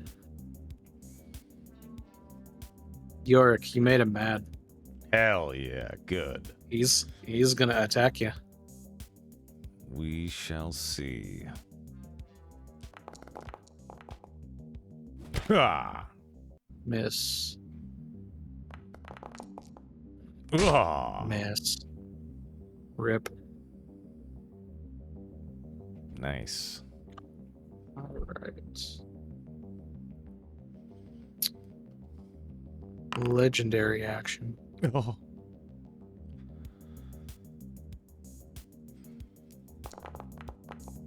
Jesus.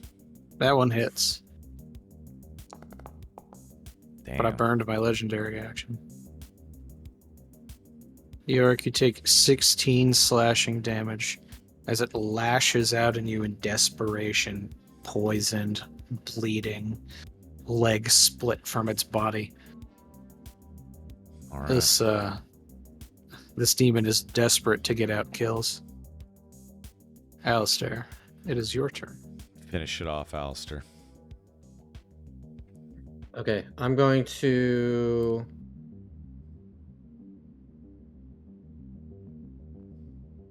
Fuck, I don't know, man. I'm gonna use Hexblade's Curse on this guy, Okay. And so I can get plus. I can link it.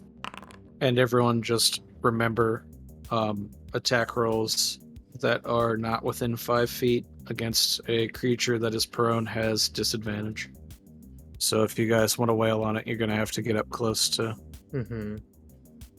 I'm gonna walk up to it past Quinlan Okay. and say, Renthar, please help me with this. And I'm going to attack it with my sword. Hell yeah.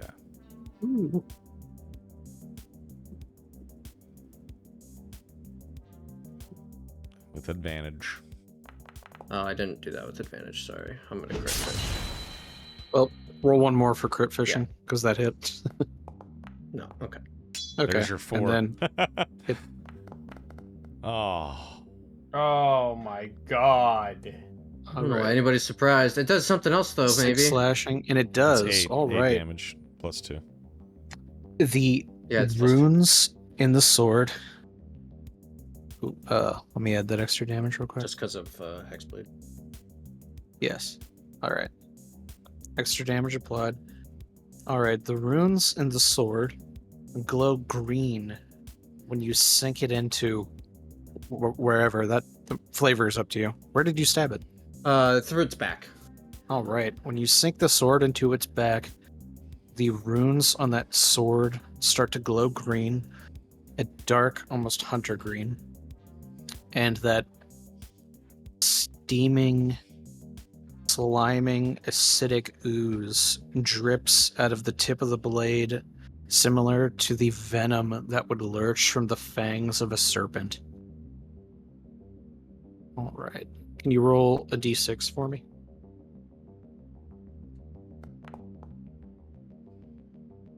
All right. Does Hexblade's Curse affect that roll too? It does, and I have applied that damage. Nice. All right. Now, as far as you can tell, that was some sort of acidic damage that had radiated from the tip of your blade, Nice. just based off of visual observation. As for what the runes say, you're still not quite sure. Mm-hmm. And Callian, that brings us to you. I'm gonna try and attack this prone demon again. Please do. You have advantage on this.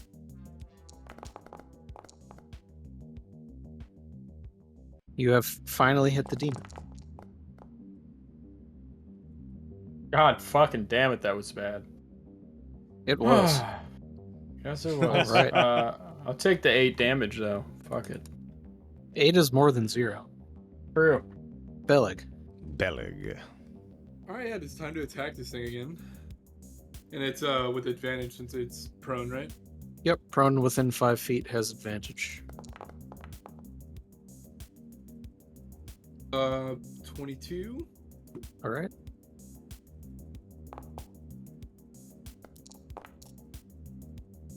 Oh yeah, ignore Nice. that. God damn, good damage.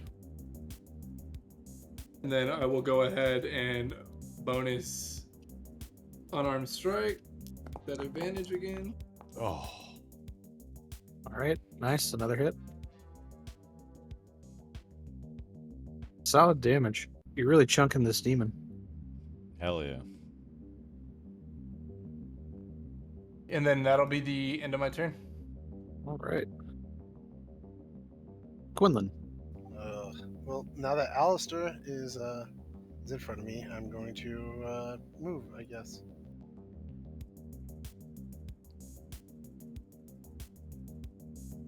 And I'm going to do the same thing I did before, because I don't know if it works twice in a row. So we're just testing stuff out. And I'm going to slowly open the eye, aiming it directly at the demon that's on the ground. All right. Cool. This time, nothing seems to have happened. All right, I will put the eye back in my backpack, Okay. and I guess I'm within reach of a demon, which Quinlan is very happy about. What an That'll be a interesting opportunity to study such an infernal, disgusting being. Yorick, this thing used a legendary action to lash out at you. Don't you want revenge? Yes, I do. Lightning longsword attack. Nice. That certainly hit. Please roll damage.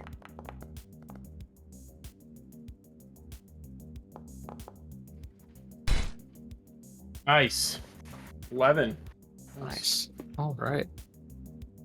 Good damage. I'm going to. Oh, never mind. Go for it. I didn't get one of the All long right. rests. You are correct. All right. Yorick, again, this thing is fixated on you.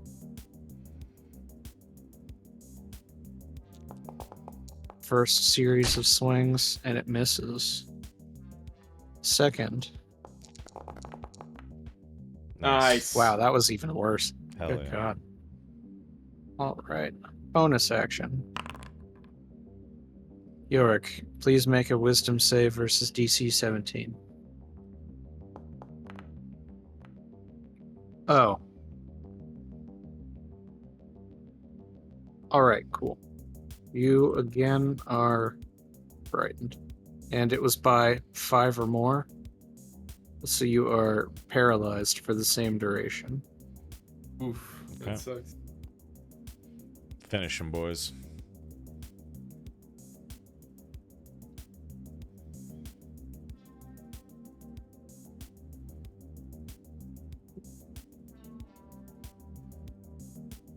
This is...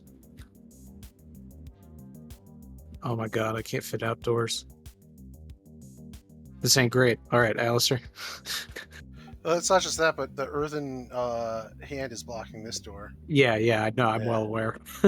I was doing the can I push past Alistair, and I was like, no, I'd have to push past Alistair, break through a wall. I'm like, I'm stuck. I still have advantage. You do. It's permanently prone. You're within 5 feet. Doesn't matter. All right, that did not succeed.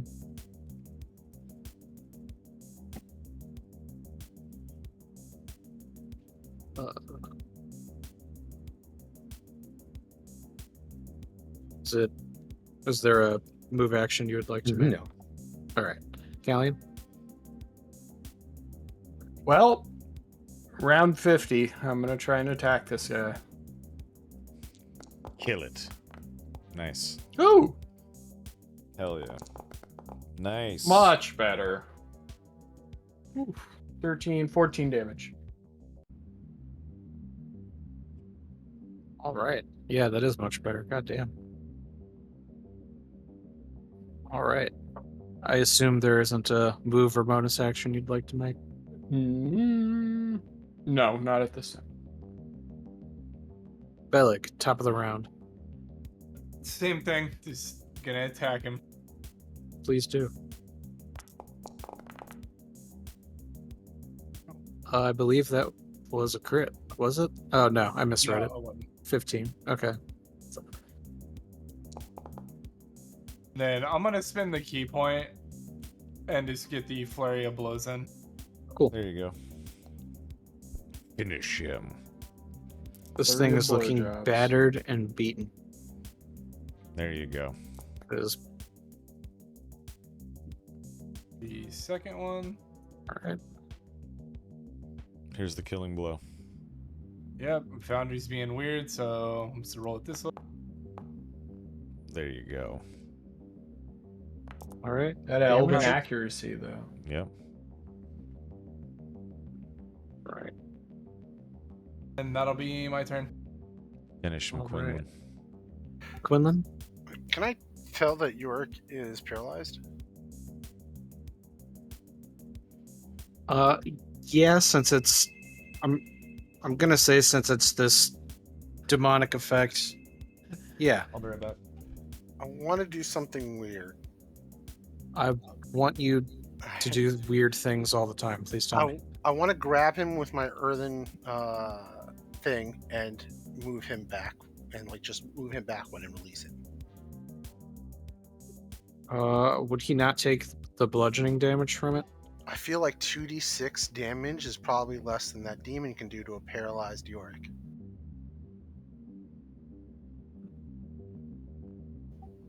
You know, because he's paralyzed, so he gets auto crits on him, right?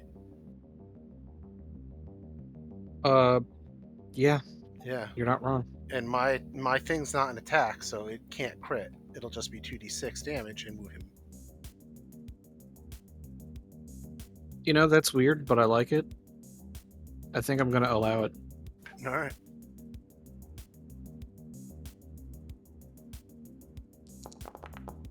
So, yeah, fuck. Of course, I roll nice now. So he takes Yorick takes 9 damage, and he's not gently, but roughly kind of thrown back against the wall. Well, at least one more, yeah, there. And that's the turn.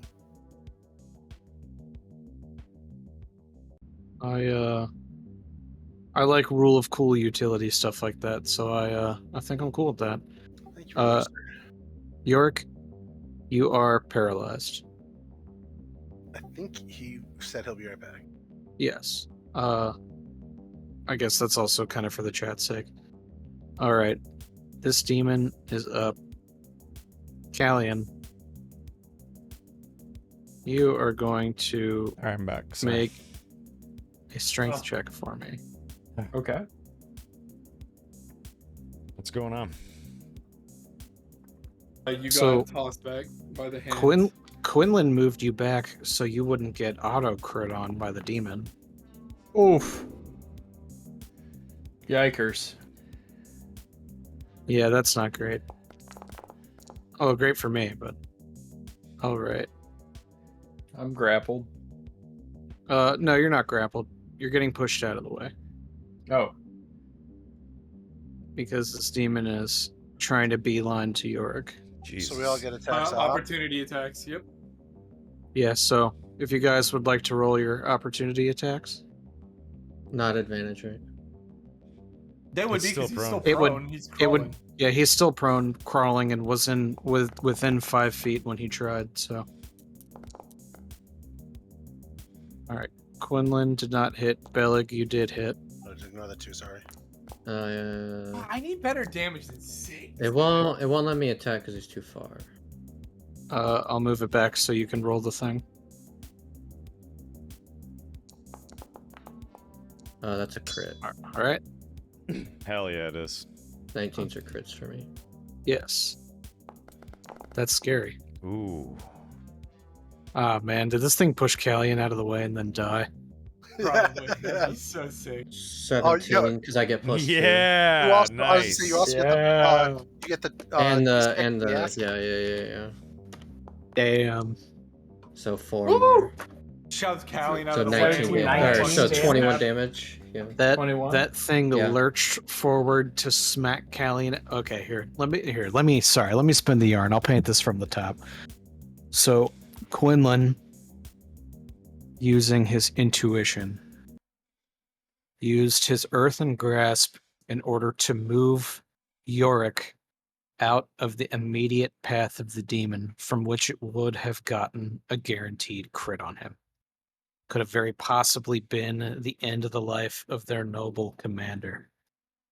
But The it ain't. demon, so enraged by this act, almost like pulling food away from a wild dog, it slapped Callian out of the way and tried to lunge forward. And simultaneously, Belig stabs it again, another kidney shot, with his venomous dagger. And with all of the bleeding, and with all of its poisoned status, its dismemberment, Alistair saw the perfect slip in the nape of the neck of its armor and separated its spine internally, finally dealing Nice. that killing blow. And thanks to the swift actions of your team, no thanks to Ezekiel, who's passed out drunk at the bar, you guys Aw. were able to save the patrons of this bar from getting ravaged by a demon. Quick question while we're before we start doing anything. Is there any bottles of booze that aren't super expensive on the table? That aren't super expensive? Yeah. I don't want to use Yeah, Calia's there was thing. there was the crap that the guards were drinking. I'm gonna dump that out, and then I'm gonna collect some demon blood in there and put a stopper in it, and so I have a bottle Nice. of demon blood. Yeah. Cool. All right. That is just interesting enough to me to have to make a new loot table thing.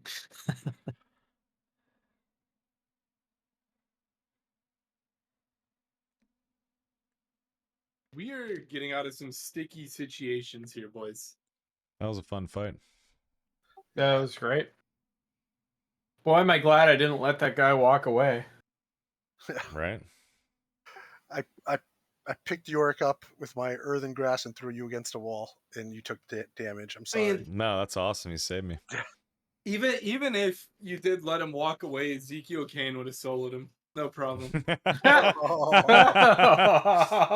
Well, he's This is asleep, would've so it would have been gotten in up his dreams. drunkenly would have like thrown a mug at him and killed him. Guys, let's Poor Eric. poor Ezekiel We Kane. love you, Eric. I love you, but your character's hilarious. All right, Quinlan, I have added the vial of demon's blood to your inventory. Thank you. Yorick shakes off the fear, and he steps forward and looks at the dead demon and spits on it. And then I'm gonna drink a potion.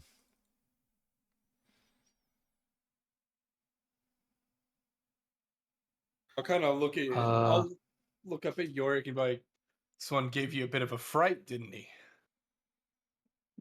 Oh shit, we leveled. No, we didn't. We're 14 away. No, everyone leveled, but for some reason, Alistair's XP is not where everyone else's is. Mine's not either. odd. I'm 14 away. It should Oh be yeah, I love him. 6683. Right. Oh wait, no, I leveled. Okay, sweet. 6683. Yep. Okay. Oh hell yeah, baby. Alistair, I've adjusted your XP. You Thank should you. have enough to level do. now. Everyone should be at 6683. Please check and make sure that is correct. Yep. Boys, Except we made for Ezekiel Kane, who was passed out during the fight, so he didn't get XP. Do we level right now, or just take the XP? Just take the XP. I prefer to not level until end of sessions. Also, I do want to take the end of this combat as an opportunity to go pee because I have to pee really bad. Okay. Can't update it on. Why don't we We- take we like made a it, 5-minute break? Sure. Yeah, let's do that. All right. Well, we will be back at 8:15, folks. 8:15. See you in 5.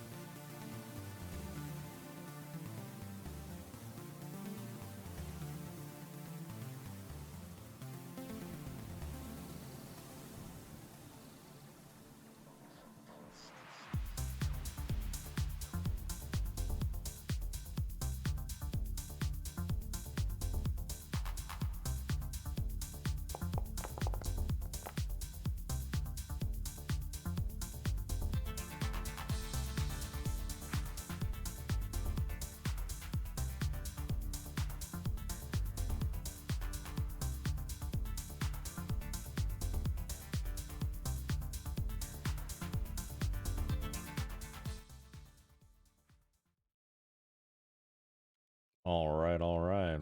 What up, boys? Greetings. Greetings. Yeah, you get back. Is everybody back? Yep, I think so. Yeah. All right, cool. So you're back. You see Quinlan trying to prod the demon, but it's like already melting into like infernal ooze or whatever. So nothing to cut off here, more than like the blood he already was able to get. And seeing that, Quinlan will sit down and immediately start casting comprehend languages as a ritual. Guess while Quinlan's doing that, I'm gonna rummage the priest pocket, see if there's anything we could take off him. Am I supposed to be full health, or did I need to roll my potion?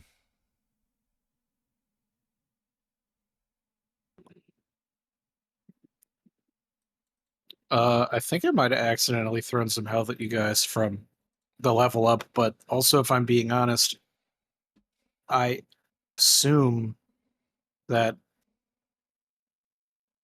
you guys had the goal to go check out the estate after this, right?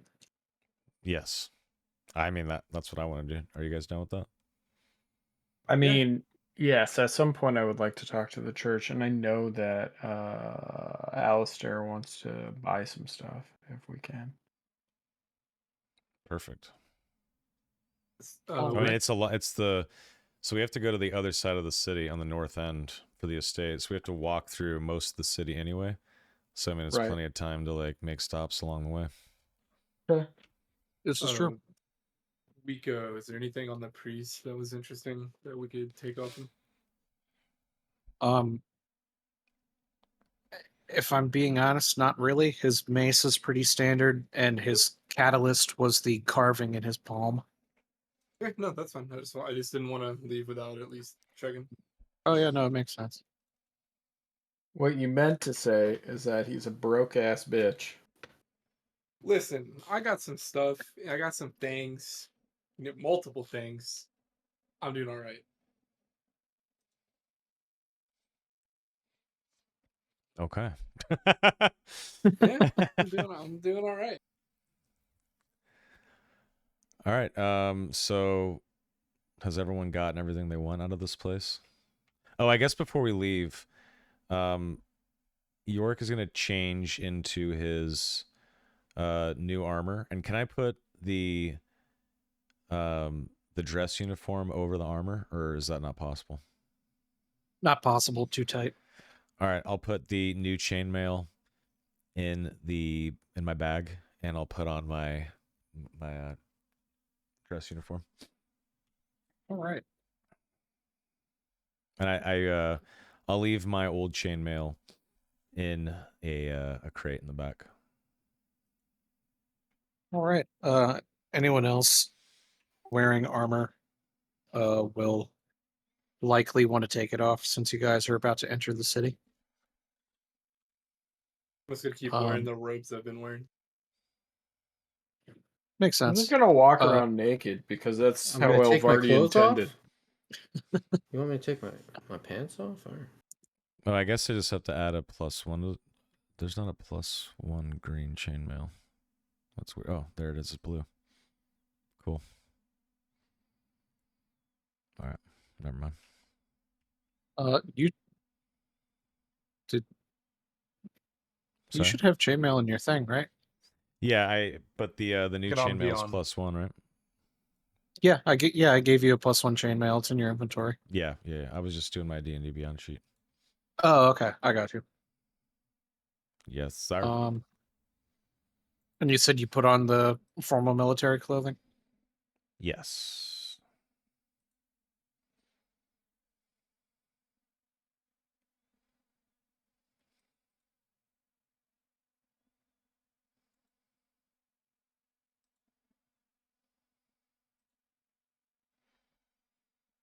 Okay. Right. Equip that. I think I'll do this before we leave here. I'll walk out to the barkeep and just buy a bottle of nice whiskey off of him since we kind of fucked up his back room back here. Dude, fuck that guy. Quinlan's Let still sitting there. demons into his bar? Fuck that guy. Quinlan's still sitting there casting comprehend languages in the back. Yeah, I say, does anyone need water or anything to drink before we go? Just giving Quinlan some time. Callian downs the rest of the wine that was in his chalice that whole time and says, I think I'll be fine. Very well.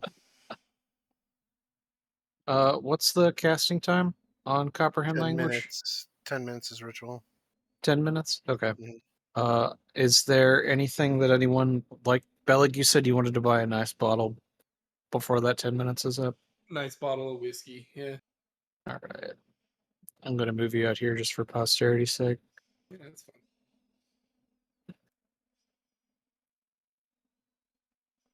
So I'll approach the barkeep, get his attention and just say, just be like, oh, me and my friends are about to leave here. But before we go, I'd like to purchase a fine bottle of whiskey. What do you recommend? He says, "How nice are we talking here? You guys kind of did wreck my back room. It'd be nice to recoup some of the losses." Yeah, and Talk to the church. I apologize. Yeah, kind of as he says that, it's like I apologize for that. I guess like I don't want to go like super high end, but I don't want to like cheap out. So something like on the upper end of modest, I guess is the best way to describe it. So like if you had to pick, not something like $200 or $300, but like something in that like maybe $50 to $100 bottle range.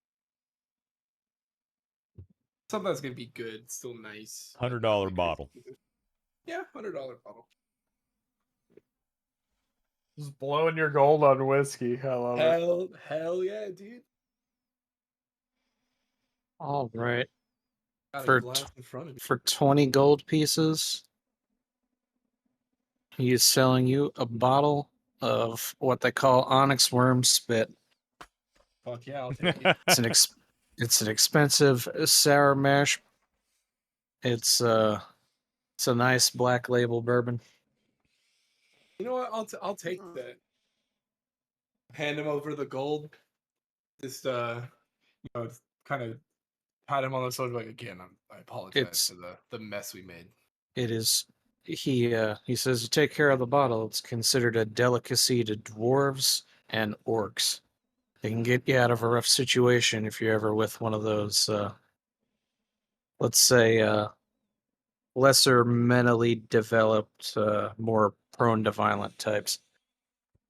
I'm gonna keep that in mind. What's this whiskey called? I threw it in your inventory. It is the Onyx Onyx Worms Spit.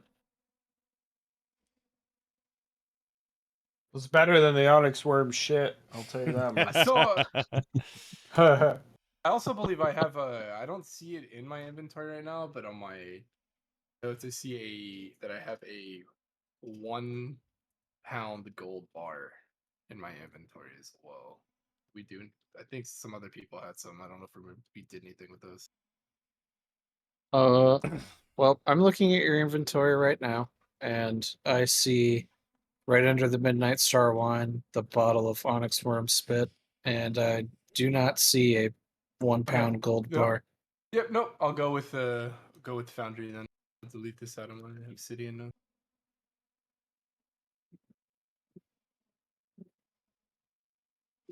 Yorick looks at Alistair and he says, what of the guard that you trailed? He ran off with someone. Not. I wasn't gonna chase after him, I'll tell you that. Well, he knows where the estate is. And, Alistair, you describe the man's features as very mundane. He had a very plain face, short, dark hair. His eyes were very squint, almost closed. So you note that there's a possibility that he could have an impairment with his vision. But besides that, he was a very standard, unassuming civilian. Hmm.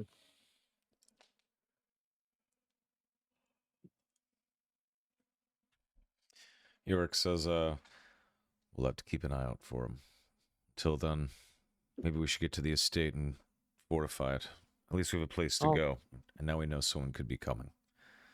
All right. So when Yorick mentions that you guys should make your way to the estate, the time has passed on Quinlan's ritual. And Quinlan, with your comprehend languages spell, when you take a look at the Drakari runes on Alistair's sword, it says Ashen Scale. Alistair, this reads Ashen Scale in Drakari. Does that mean anything to me?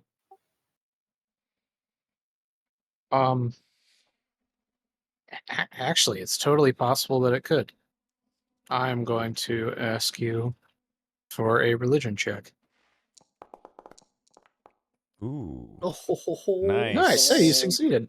All right.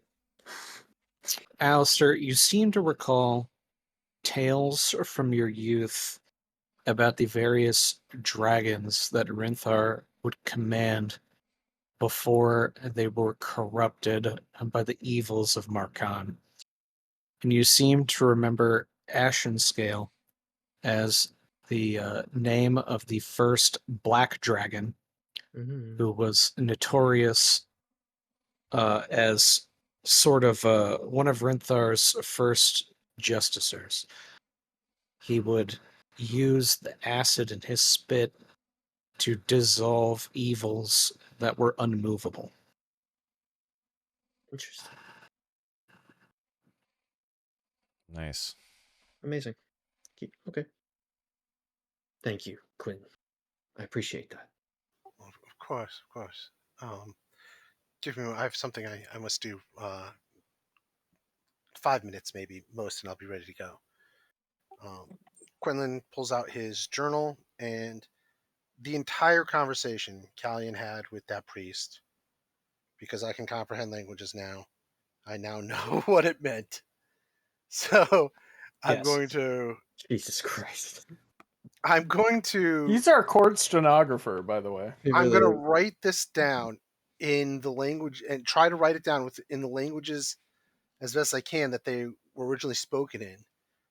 And I'm going to try to teach myself Infernal and Celestial slowly over time by doing this as much as I can. By like kind of, oh, this word means this, so these letters are this. You know what I mean? Like that's kind of what I'm going to do. Oh my god, he's a genius. I mean, he does have a 20 int. True. Hell Sorry, yeah. I'm making a quick note. I know you're And just I'm doing very actually well. I'm actually going to ask you for a check now. Because with your comprehend languages up, the insight that you could have into this could possibly could make this eventual grasp of Infernal even easier. Speaking of insight,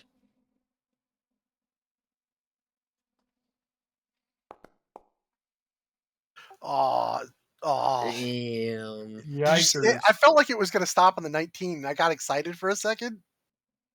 Oh man, Oh, Feels bad. no. all right. So, because of your nigh insurmountable intelligence, your ideas are very sound, and you know that now, with comprehend languages up, the grasp that you have is very tight. But you also are able to tell that as the ritual starts to wane, so will your grasp of infernal and especially celestial. Though you feel that in the future, during downtime, with Callian's help, there is a possibility that you will learn these languages in the time frame that you had so hoped originally. And again, your plan is sound, is very interesting, and I like it. It is just a difficult pursuit. all right. Thank you very much. Yeah. All right. Uh, Bellig collected his expensive drink Quinlan was able to give Alistair a bit more insight into that sword. Ezekiel has awoken from his drunken stupor. I assume the party is ready to go through these massive southern gates. Yeah, Alistair's gonna unsummon his blade. It's gonna dissipate in his hands. And you said we had to take our armor off, yeah? Yes. Yeah, so he changed into, I guess, just normal street clothes, which I assume he had. Otherwise, I'm naked. You do have normal clothes, Nice. yes. Then yeah. All right. The boys head All out. right. All right. So as your group convenes to leave the bar, you Just go out the notice back? that. Sorry, what'd you say? Can we go out the back? Yeah, that's fine too. Okay. As your group convenes to leave the bar, you notice that there is a slight aftermath from the earthquake that was the result of that demonic summoning just outside those southern gates. No one is quite sure of the source, though I'm sure with time, if that bar owner decides to expose what had happened, it's a possibility that news could spread. But in the end, that really will only sort of rank up the stakes, the tales of your adventuring party. Word traveled swiftly of the slaying of werewolves, of the uncovering of that ancient, broken down, and desecrated church. It's really only adding to your overall legend. Okay. Beautiful. As you approach the massive, imposing gates of the southwestern part of Thunderwatch, you are greeted by a resonant hum of the enchanted wards that are embedded within the fortress walls. As you know, the walls are hewn from the resilient blue granite of Dunuk Drin, the holy mountain that this very fortress is embedded in the side of. A sense of history echoes through the stone. You can feel it telling tales of the War of Ebon Glass and the determination of Lord Magnus, as well as his followers and the people who have moved to this largest kingdom of man. You can feel the peace that resonates from all of the noble races who dwell within. When you step into this threshold, the air changes. It is charged. You're filled with anticipation and a bit of reverence. The ASMR lineage that founded this indelible fortress marks everyone who lives peacefully within. The city sprawls before you, a testament to the unity of the races and creeds that dwell beyond. And if I'm not mistaken, in this southernmost gate, when you walk in, the first thing that your group would see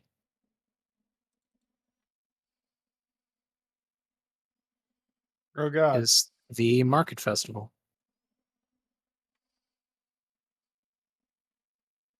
Okay. Festival, you say? Here's the city he's referring to here, folks. In the PDF he shared.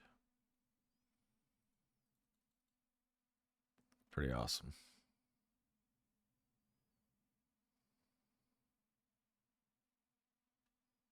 Cool.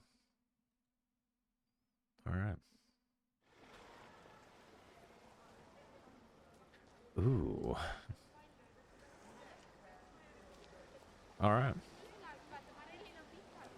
You hear the sound of vendors trying to sell their goods, of children playing and running, people bartering and, bargaining. The town, at least the outskirts of this of this part of town. It's filled with vendors. There are all sorts of torches, lights, floating candle lanterns, crier boys, seers, weaponsmiths, veterans, pretty much anyone you can think trying to sell nearly any good. You will find them here. Awesome. You wanted to buy something, right, Alistair? Yeah, I wanna. If we could try to find like an armor shop or somewhere that would sell a shield, that would be ideal. Yeah, York will follow Alistair. And Quinlan's looking for a bullseye lantern. Bullseye. We're in Diagon Alley. Yeah, it Whoa. shines light in a specific direction. Oh yeah, no, I know. I didn't anticipate it. I thought it was interesting. I think Not to be confused with the bullseye lantern. You don't want Excuse me? what? a bullseye lantern. All right. Yorick and Alistair both walked down a creepy dark alley. What? Perfect. I thought this was a normal street, man. You guys hear the festival off to your side. All right, I'm gonna turn around and just walk the other way. I'm sorry. I thought this was a normal street. Ha ha ha! I went this way. Whoa, this place is way more bright and beautiful. Actually, before real quick, Whoa. before Yorick takes off with Alistair, I'm just gonna kind of pull him aside and just say I'm gonna take a look around and just I'm gonna try to see the layout of the city, the market, and just take mental notes. And then I'll just tell him I'll meet him back like where we came in at the gate. York just says, meet us in the market square. Gives him a nod. Yeah, I'll nod. And then while they're doing that, basically, again, I want to use my background and just kind of peruse around the city, taking notes of like little hidden alleyways and secret, like potential, or like not secret, but like more hidden areas of the city. I like that. You have a background being streetwise, do you not? I do. Right. Give me 1 second. I'm gonna ask you Merchant background. for a roll. Nice. Nice. Woo! Oh. One hell of a one. So as far as you can tell, you don't really see anything too strange. Because of the proximity to the gate, you assume that a lot of odds and ends aren't really going on around. You know, like I said, the proximity of the gate, you make the assumption that there isn't too much funny business going on here. And I'll just kind of, with, taking that feeling, I'll kind of just, again, probably go down this alley that they initially started to go down. And I just want to kind of keep looking, taking notes, just Oh, yeah, sure. seeing what I see. Like that's all I'm doing. Feel free to walk Bellig down there. Things are in real time. You got free movement. Alistair and Yorick, you both approach this veteran soldier's weapon and armors booth. He looks at the two of you. He's actually rather short. He has dual long swords. He seems to be missing one of his legs, replaced with a rather crude peg leg. And despite the no armor, no weapons ban, he seems to be full kitted in weapons and armor. As you two approach his table, he says, finally, someone with some field experience. I can tell you're looking for the best. Alistair nods and approaches. Looking for a shield to defend myself, ideally. A shield, sure thing. I assume you want something a little more common than just, or a little less common than just your standard shield, am I right? How about you show me what you have? Let's see what there is. He says, perhaps I could interest you or your friend in something like this.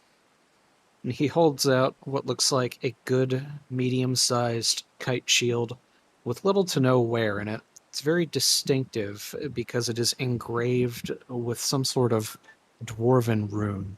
Ooh. You're not quite sure what it is, but you know for a fact that it is a dwarven rune.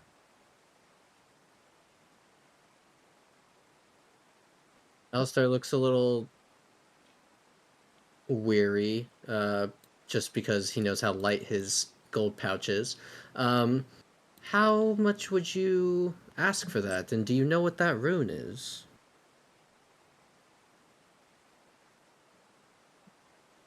So, the rune, uh, that is one of your more basic dwarven runes of protection. Makes this shield retain a lot of its quality, a lot of its sheen. If you'd happen to be on the field fighting anything that had the ability to degrade it, well, because of this rune here, he taps it with a sword, it would be able to resist that degradation.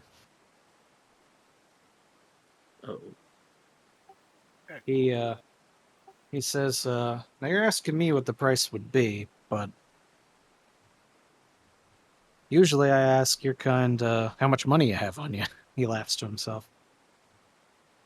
Alistair laughs really awkwardly. No.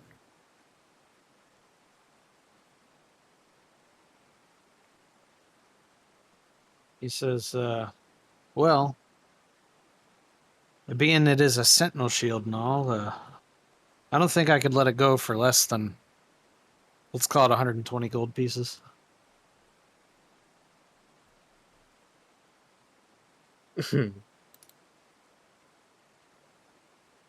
$120. Let's call it 30 gold pieces. I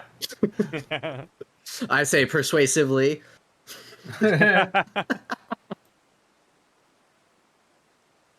Sorry, if you'll give me 1 second.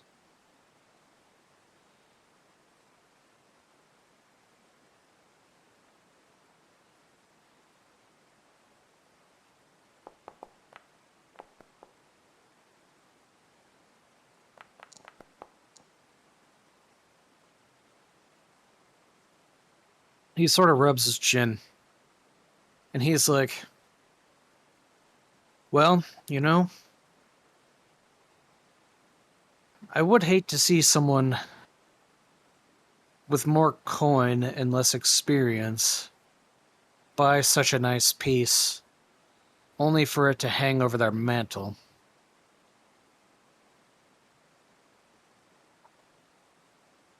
What if we call it 35 and you and your boys do me a favor? Alistair takes his gold pouch out, counts his 32 pieces. I give Let's- you 3 fucking gold. I was Jesus. gonna try to persuade him again. Nah, I'll give you 3 gold pieces. You're fine. Here's your 35. Sentinel Shield's ridiculous. You gotta get that. Come on. Okay. Yeah, I give him 35 gold for it then.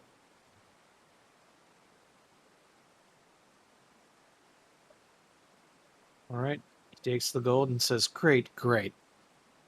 Now, down this alley behind me, there's some strange competition, you see. And they're sort of ruining my favorite parts of this festival. You got a lot of strange types wandering back here, hoping to get something exotic.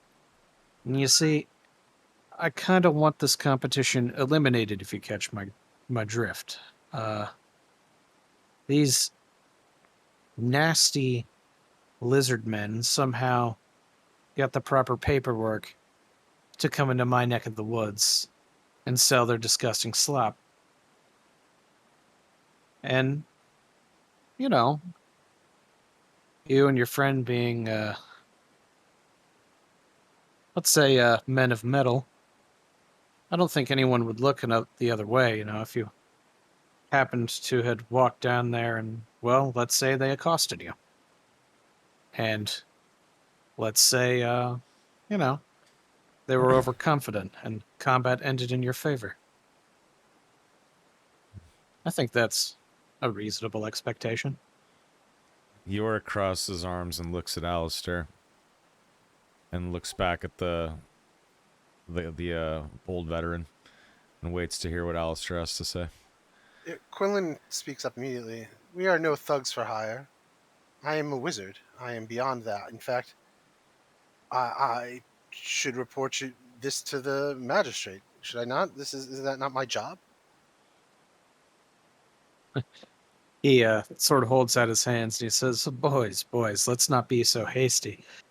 All I asked is for you to eliminate those of a savage race who are committing a clear crime. I look to Yorick as my commanding officer. They're obviously selling illegal goods. You'd be able to tell if you checked their inventory. That would put you well within your rights. By illegal goods, what do you mean?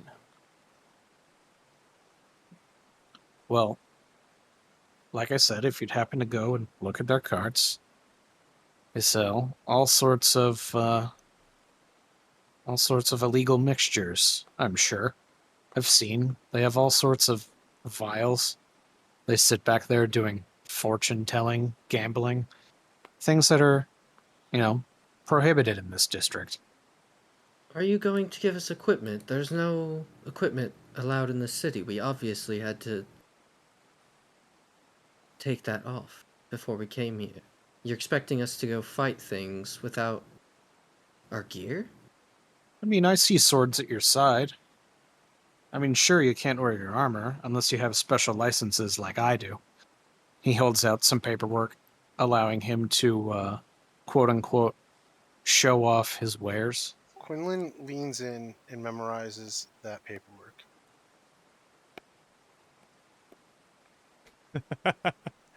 He kind of notices you getting a really, really close work at everything and kind of scrolls it back up and says, well, see, everything's in order. So, I mean, I Is took your everything in gold, you order? have the shield. Is everything in order? I mean, I'm asking you, Wiko. Like, does Quinlan believe that everything is in order? So, Quinlan believes that he is using a loophole within the semantics of the paperwork to do something that is also clearly illegal. Ooh, that's really Oh, rough. do we want to be awful good right here, Al? No, because Quinlan would celebrate loopholes because that is an ingenious thing to do. Fair. So I don't know if he'd actually be mad at that. Fair. Yeah, I think Quinlan's just going to look at the man and say, "Well, I think me and you should have a quick conversation off to the side."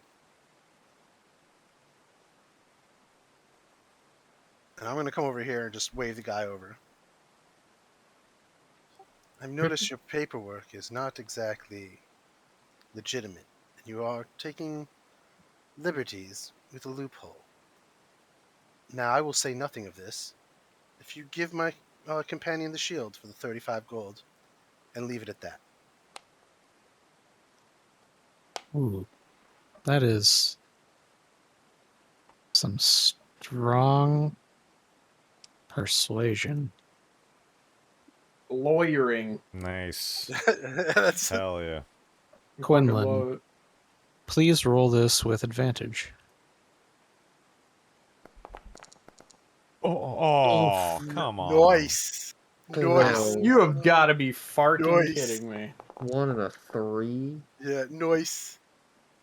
When they walk away to Wow. do this, I lean to Yorick. Yorick, what do you think? We have nothing. We have none of our gear. The veteran kind of shrugs and says, what if you threw in 20 gold and we called it that? I will recite the exact ordinances and the criminal penalties to him of what he is doing. And no less than 10 years in prison for whatever, blah blah blah blah blah blah blah. and I'll say, "You should take your 35 gold in my silence and be happy with it." Do I get advantage on this one? I'm gonna say yeah. Oh shit. Okay, Quinn. Okay, Quinn. Nice. Let's go. He kind of looks and says, 10 years, you say, huh? Yes. You know You what? don't seem that young. Why don't you and your boys get out of here? But think about me when this town is running rife with lizards and all you have is a shield on your back. Yeah, yes, of course, of course. Have a great day. Yes, I'm sure we shall weep into our coin purses or Yeah. whatever. Quinlan moves down. We're free to go. You paid the man the 35. Nothing else is needed. Yorick looks back at the veteran guy and he's about to say something, but then he just shakes his head. Says, "Let's go, gentlemen." Dude, nice we're- sentinel shield, dude. That's amazing. As we're walking, For 30 Yorick, gold, how do you right. feel about lizard men And- in the city? Should we alert somebody? And Alistair, I have added the Sentinel Shield to your inventory. You don't know how tempted I am to call the cops on that dude anyway. What's over here? What are these things? Are these knives? What's the It's that Sorry, vendor give me- from that South Park Give me 1 episode. second. Yeah. Zooming in, I'm analyze. I'm looking for lanterns. You know what I mean? Like so.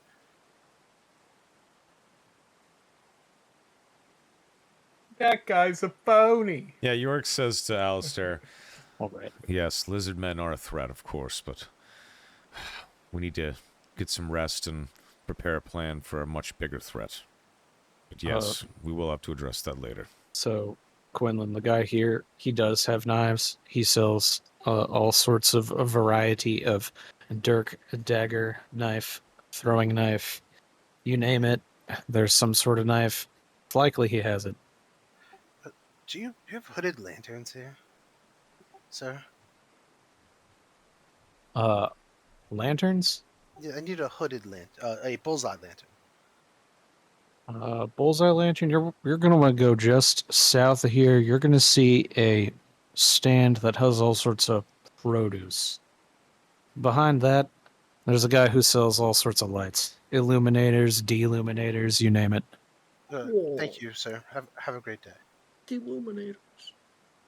And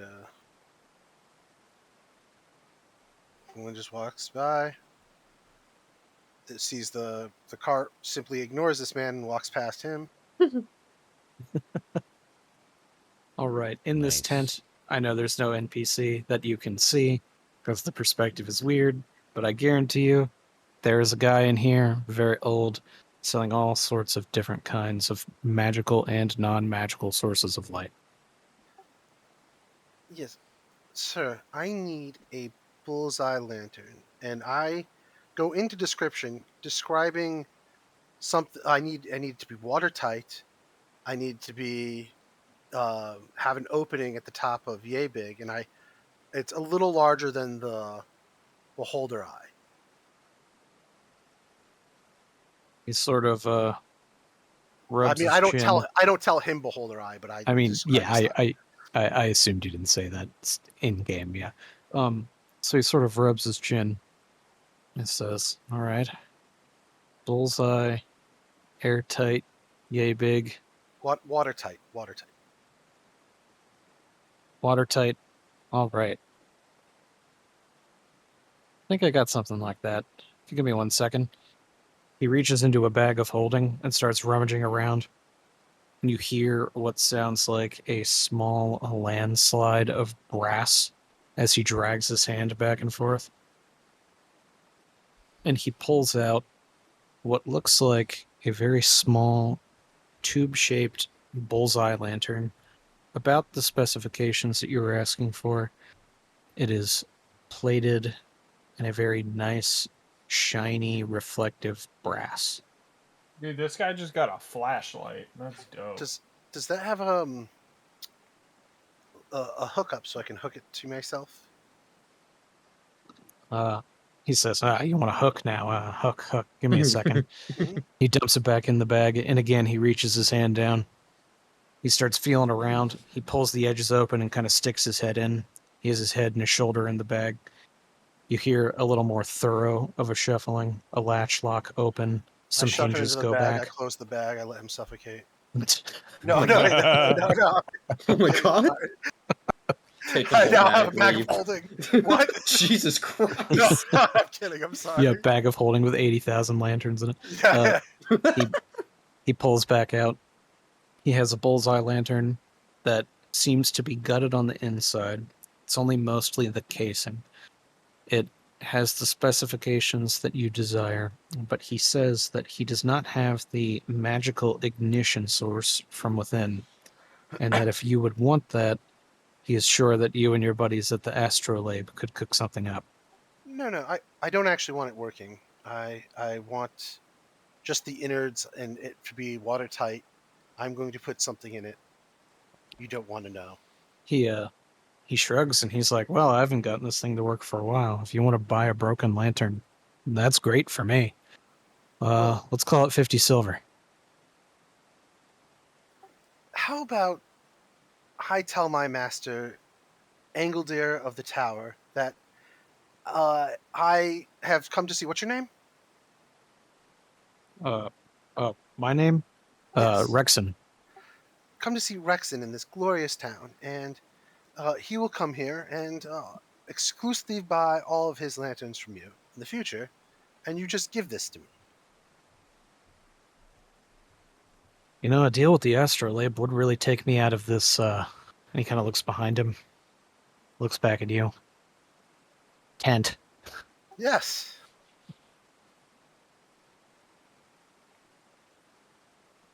How about this? I'd like the deal, but you got a day of rations. A man's got to eat. Yes, of course. I do have an actual day of rations, and I will give him 1 day of rations. All right. He shakes your hand, and he says, "Hope you're not messing with me, buddy. It would really be nice to get a contract like that going." I will 100% tell my master that you did me a service, and he will either give you money or set you up with a deal. All right. I have added the bullseye lantern to your inventory. Looking at this thing, do I think it needs work before I could do what I want to do with it? So looking at it, it is quite watertight, and at a glance, you're not sure how you will get it open, but you figure with time, you'll be able to do what you want to do. All right, thank you. And that is all for me for now. Thank you very much for tolerating. All right. And Callian, this man behind you, standing at a cart full of vials, sees as you walk by and he says, "Ah, holy man, perhaps I could persuade you into blessing some of the water I have here." Blessing the water. Well, Would really help out my cart if I had a few more options, and being able to sell holy water, especially in this time where everyone is afraid of, curses, evils. There are a lot of rumors spreading, though. I'm sure with your connections, you might have heard a thing or two. yes, of course.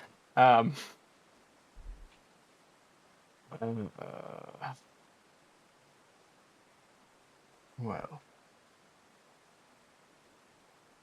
Okay, meta question. I don't have ceremony or anything, so I mean I have blessed, but it's concentration. So his water would be blessed until fuck off about it, and then it wouldn't be. So I don't know. It's kind of I think that bless in this situation outside of combat could be apt. sure. Fuck it. I'll help a homie out. Cast bless.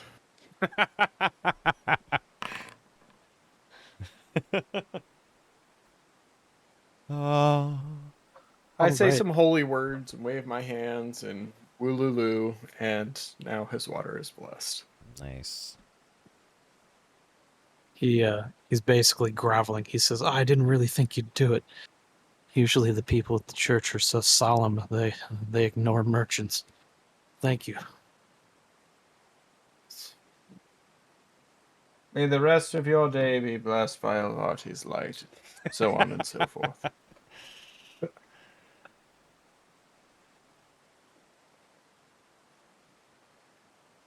And Belek, What up? after getting in a decent amount of exploration and the lay of this festival, you've definitely weeded out the merchants that are a little more legitimate than others. Getting a closer look at some of the goods, you're able to tell those who profit off of violence versus those who don't. At the end of the day, you feel as if, despite the armor and weapon walls of the city, you feel that most people elect to ignore it. As with your passive perception, you have been able to clock quite a few people carrying hidden blades of all sorts, whether they be the end of a like the pommel of a dagger sticking out of the top of a turned down boot, or the outline of a sheath running down someone's back and tucked into their belt loop. You know what? Concealed means concealed, and if they're as long as they're not actively hurting someone right now, ain't my fucking business. Get her down. Hell yeah. No, what Bellig would do is definitely, I probably would ignore people carrying like hidden blades, assuming they're not like actively threatening anybody or like looking like they're on their way to do harm. I guess the best way to describe it, like moving with some kind of purpose. Sure. I will take note of the vendors that I kind of have a feeling profit off of unethical means, especially those that I suspect might be involved in some type of judicial violence. All right, I respect that opinion, and as far as you can tell, everyone seems to be carrying it with an air of protection of their goods, whether it's to Fair enough. avoid a pickpocket in the crowd or a thief in one of their booths. The paranoia definitely seems to amp up around that weapons dealer, but you get it. Alistair, It's as Hmm? as you walk by, this guy standing in front of a table that is laden with all sorts of different bones, strange purple liquids, pole arms. He extends his hand and says, "Ah, fellow warlock, perhaps I could interest you in a potion." What gave me away as I look at him with my pitch black eyes? Um, Unfortunately, I'm all tapped out, but I would love a sample. And I stop He, and humor him. when you get a closer look at him, you can tell that despite the fact that his skin is rather beige and he looks like your ordinary human, his bangs hide where he has sawn off and filed down the nubs of horns. You think that he has some sort of tiefling lineage, though he hides it well. Interesting. He says, you're out of coin. Well,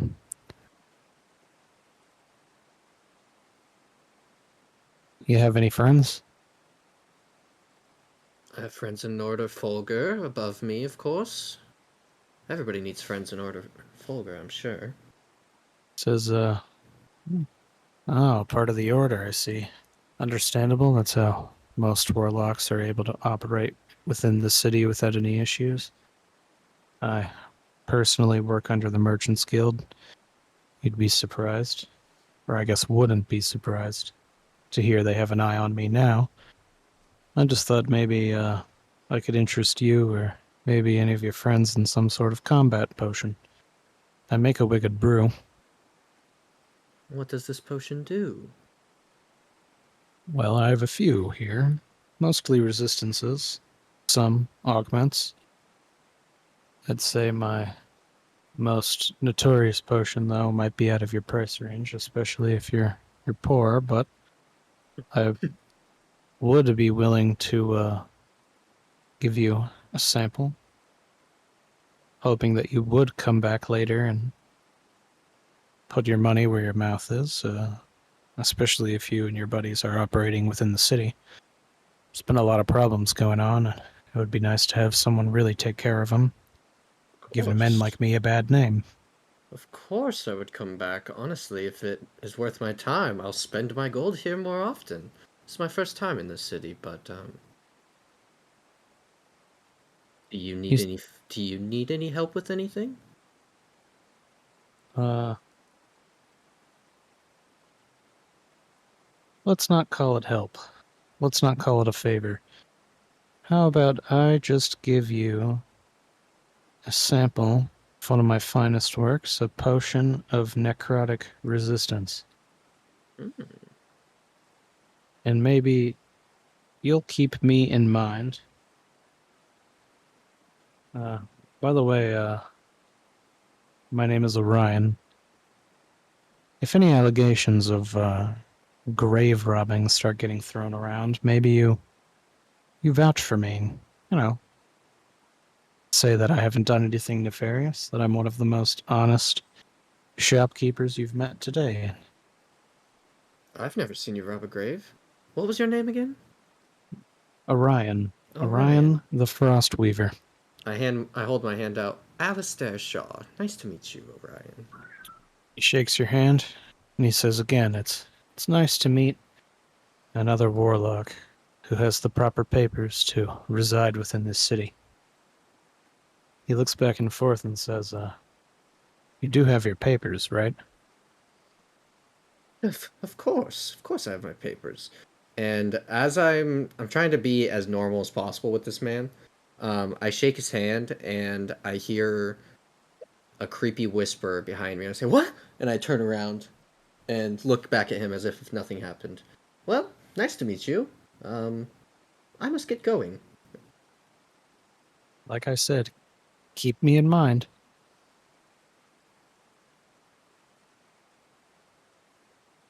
Potion of necrotic resistance. That's cool. Nice.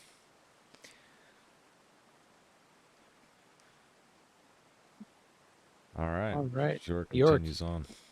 as you get to the end here, this Commodore waves you down. Wait. Sir. Yes. Can I help you? I'm assuming by your military dress that it's a possibility that you could be in need of one of my augments. Go on then. Well, as you might not know, a lot of people don't recognize those who used to contract with the Order, but I used to be one of their expert potion brewers. The only reason I had left is because I had found more money in individual sales. The Order seemed to have rushed my work, but creating potions is more of an art than an assembly line. Perhaps I could interest you in one of my combat augments. Show me what you have. Well, if you look, most of my augments are either for instant health or for boosts of strength. I'm selling what is quite close to the potion of a frost giant's strength for the low price, 12 gold pieces per. Oh, sorry, I don't have the money for that. Maybe another time. And Yorick continues forward. He says, wait, you don't have 12? What about 6? I have. He holds it out. He says, like, What? what about 5? What about 5? You drive a hard bargain, but I am trying to make some sales, you see. These days, there aren't too many men who are combat-wise within the city, and especially not around the market. When you drink my miraculous formula, you'll see that your strength will match that of a frost giant for at least an hour. And should there so be any possible side effects, be rest assured that they'll dissipate by the end of the day. They generally do. I don't know, Soma. This guy seems like a Viagra salesman. He says, well, 5 would be half my gold. And I don't want to give up more than half my gold for some fancy alchemist's strength juice. And he continues, he steps forward. Wait. He grabs your sleeve. What if we called it a 2-for-1 special? I'll give you 2 for 5. He shakes his hand and says, deal.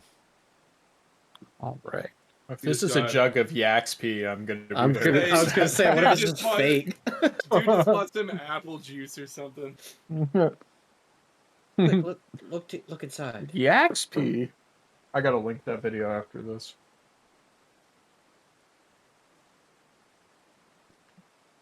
I see how it works. There we go. All right. All right. I have added the potions to your inventory. Nice. Hell yeah. Thank you. Dankeschön. He gives you a bow and says, remember, if you like Malachi's mixes, come back. They always pull through in a jiffy, especially when you need to, let's say, punch through a stone column or rip the armor off a bugbear. Yorick pats him on the shoulder and says, thank you, citizen. And he continues on.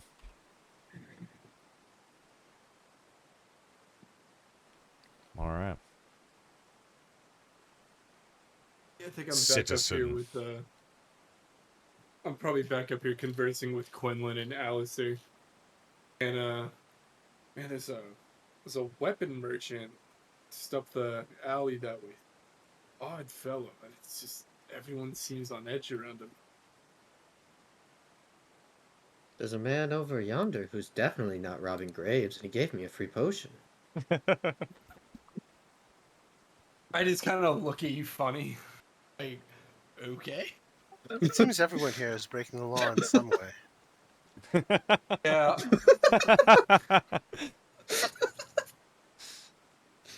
It's true. What? He's not, and I point over to Orion. He's The never way you're robbed saying one. that makes me feel like he is. Quinn, just kinda- have you ever seen him rob one? I sure haven't. I'll point over to like some random food dealer and be like, that guy sells a mean sausage on a stick. Seems like an honest guy. While you guys are talking, someone bumps into Bellig. Ooh. Praised as a sausage connoisseur. Ooh, Be real. Absolutely. Bellig. Bellig, you happened to notice. Let me get a dexterity check from A dexterity check. I heard dexterity. I was Oh, I was supposed to have like, I was supposed to have advantage on that. My bad. I'm new to the Sentinel Shield. Oh yeah. Good call. True. My B. Oh, I got robbed. All right, and Quinlan, surprisingly enough, I'm going to ask for a dexterity check from you too.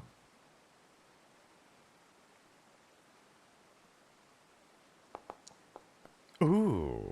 Ooh. Oh baby. As you guys were talking about this man who certainly doesn't rob graves Never seen him and do the it. strange arms dealer, Quinlan, you notice a man bump into Bellig. Bellig noticed him too. Wasn't fast enough. He tried to steal Bellig's coin satchel. Ooh, I'll go after this dude. I Quinlan, grab his you- hand. You reached out, grabbed his hand. This threw him off balance, and he tripped in front of Bellig, spilling his coin on the ground. How would you guys like to act? Ooh, we're being awful good here, Surround him. I'm gonna kind of I'm gonna kind of put my foot in the middle of his back. Be like, well, what do we have here? A thief. Quinlan Alright. picks up all the coins while these two are harassing the man. Robbing members of Order Folger, not the wisest idea. I have a little bit of rope on me still. I'm gonna bind his hands. Alright. I'm gonna get a dex check from you real quick. Elvarti demands justice. Callie in the background. That's right. This man's about to lose a hand. Oh my god. What the fuck? Oh, that's how we deal with thieves back in the medieval days. Jesus Whoa, Christ. we don't know what the law whoa. is here, bro. Whoa. You've bound his Might hands. just be 10 You've days bound in them jail. tight. Quinlan looks at you and says, "I am the law." Oh my god. Bellig, you did not lose your gold pouch of 17 pieces, but Quinlan, in picking up his gold, you have earned 32 pieces. Holy Fuck shit, he's yeah, rich. Bro has obviously been picking some pockets. You Not may enough not have to- been his first target. Not enough to inscribe a spell, but hey, man, keep saving up one day. Mm-hmm. I sit this gentleman down, tied up, and I sit down next to him right here in the road. And I just look at him and I say, so they are agents of Fulgur, and I'm a wizard, and I mete out justice. I don't know if I wish to mete out justice with you. Why don't you tell me what's happening? Why do you feel the need to rob from everyone here? And if there's someone making you do this? Quinlan, the law is the law. Callion, you're not of the law. If it's I am religious a matter, priest of I will- Elvarti. yes, if it is a religious matter, I will come seek you out. Kinda Never like mind. dig We will my talk foot. about this later. He sort of lets out a long sigh, and he My says, friends wish to hurt you. Remember that. Talk to me. and Hurt him. hopefully I have no anyway. Well, Bellig wants to cut his hand off. No. Yes, Bellig is a certified psycho, but that is a. All Never I'm mind. saying is, I actually want to please speak to me. Perhaps I can get some leniency. he I said, think we should just take him to the authorities. I am the authority here. As am I, but he lets whatever. out a long sigh, and he spits at you. All right, Callion, we'll do it your way. No, Stand- my way stand is up. simply to take him to prison. That's it. Oh, all right. Well, I don't Bellig, wish we'll to do it- hurt him. I Bellig, wish we'll to do it see your him way. rot for his crimes. That's I think, it. here's what we'll do, because I actually agree with Callie, and we should just take him to prison. We're gonna. I'm definitely not opposed to. Hold on. roughing him up Hold and- on. Before we go down this diatribe even longer, aren't priests of Elvarti like somewhat like law people?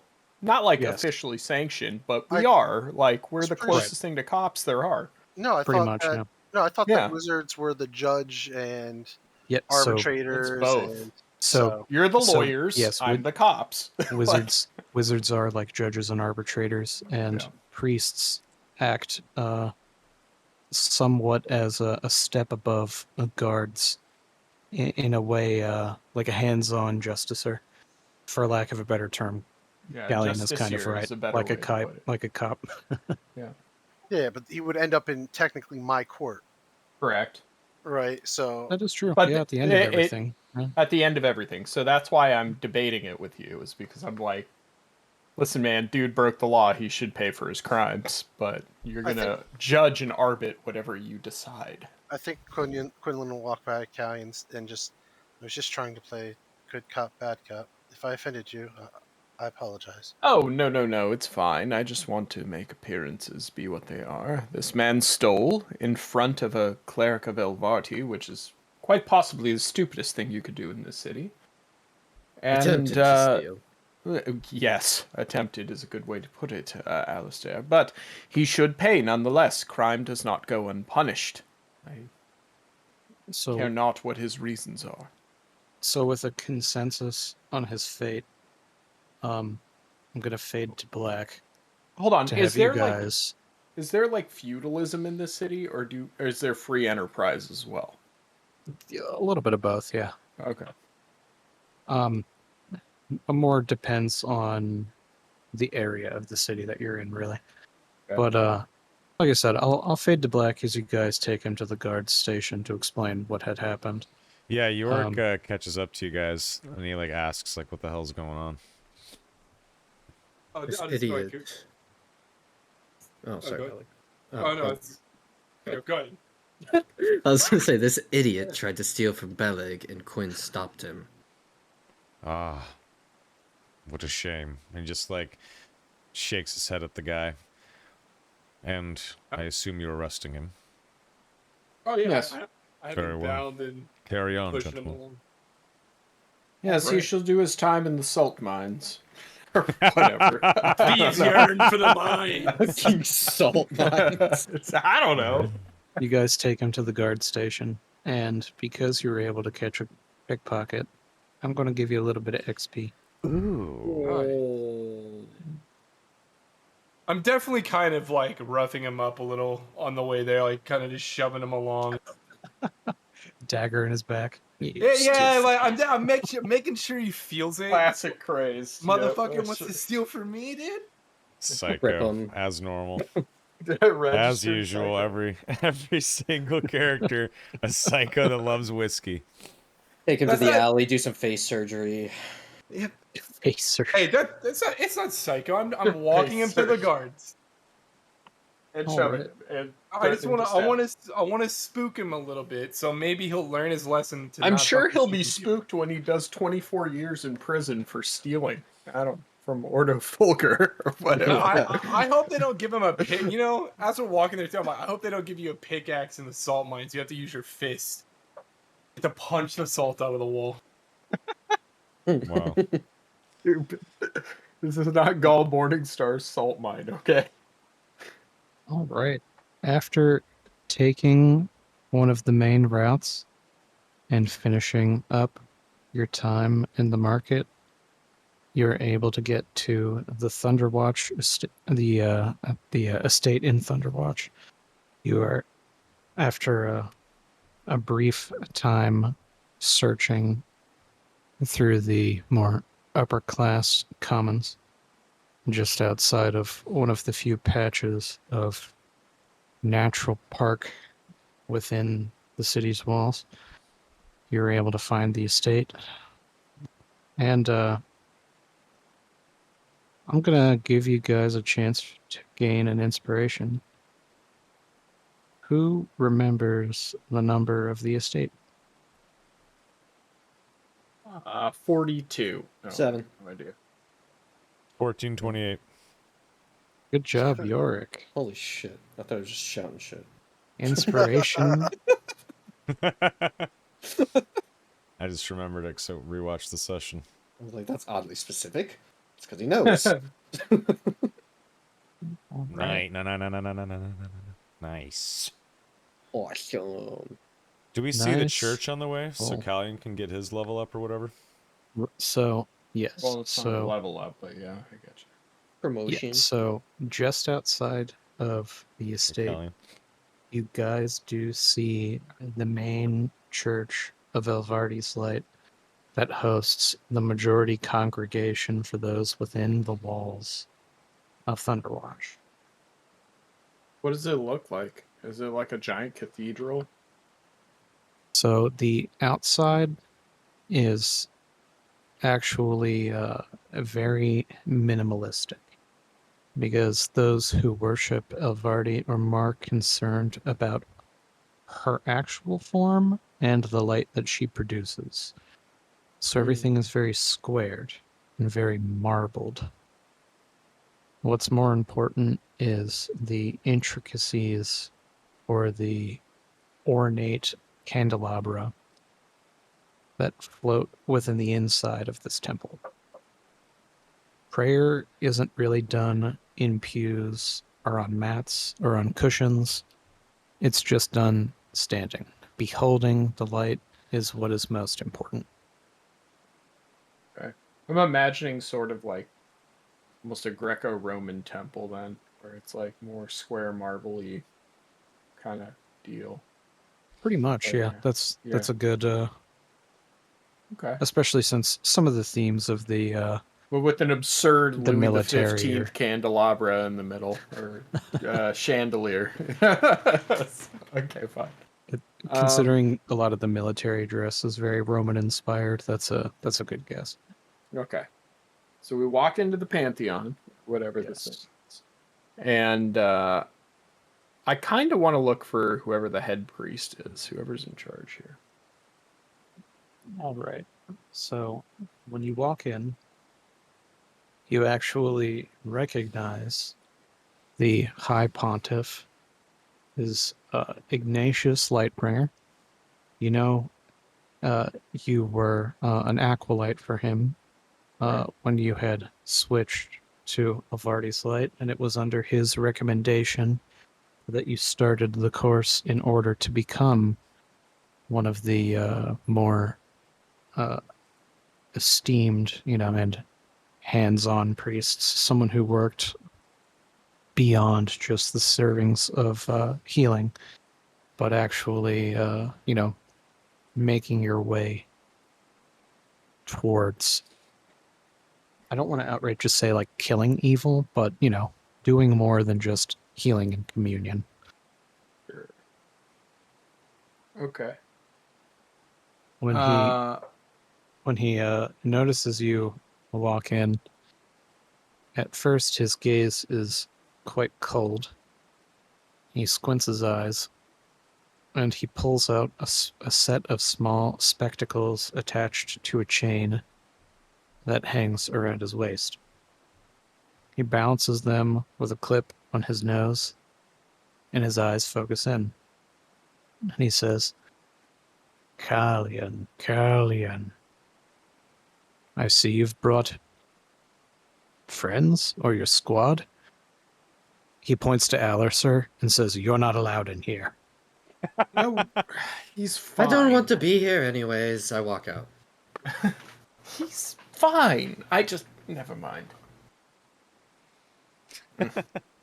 Anyway, He sort of crosses his arms and he looks at Quinlan. He says, I have a question, wizard.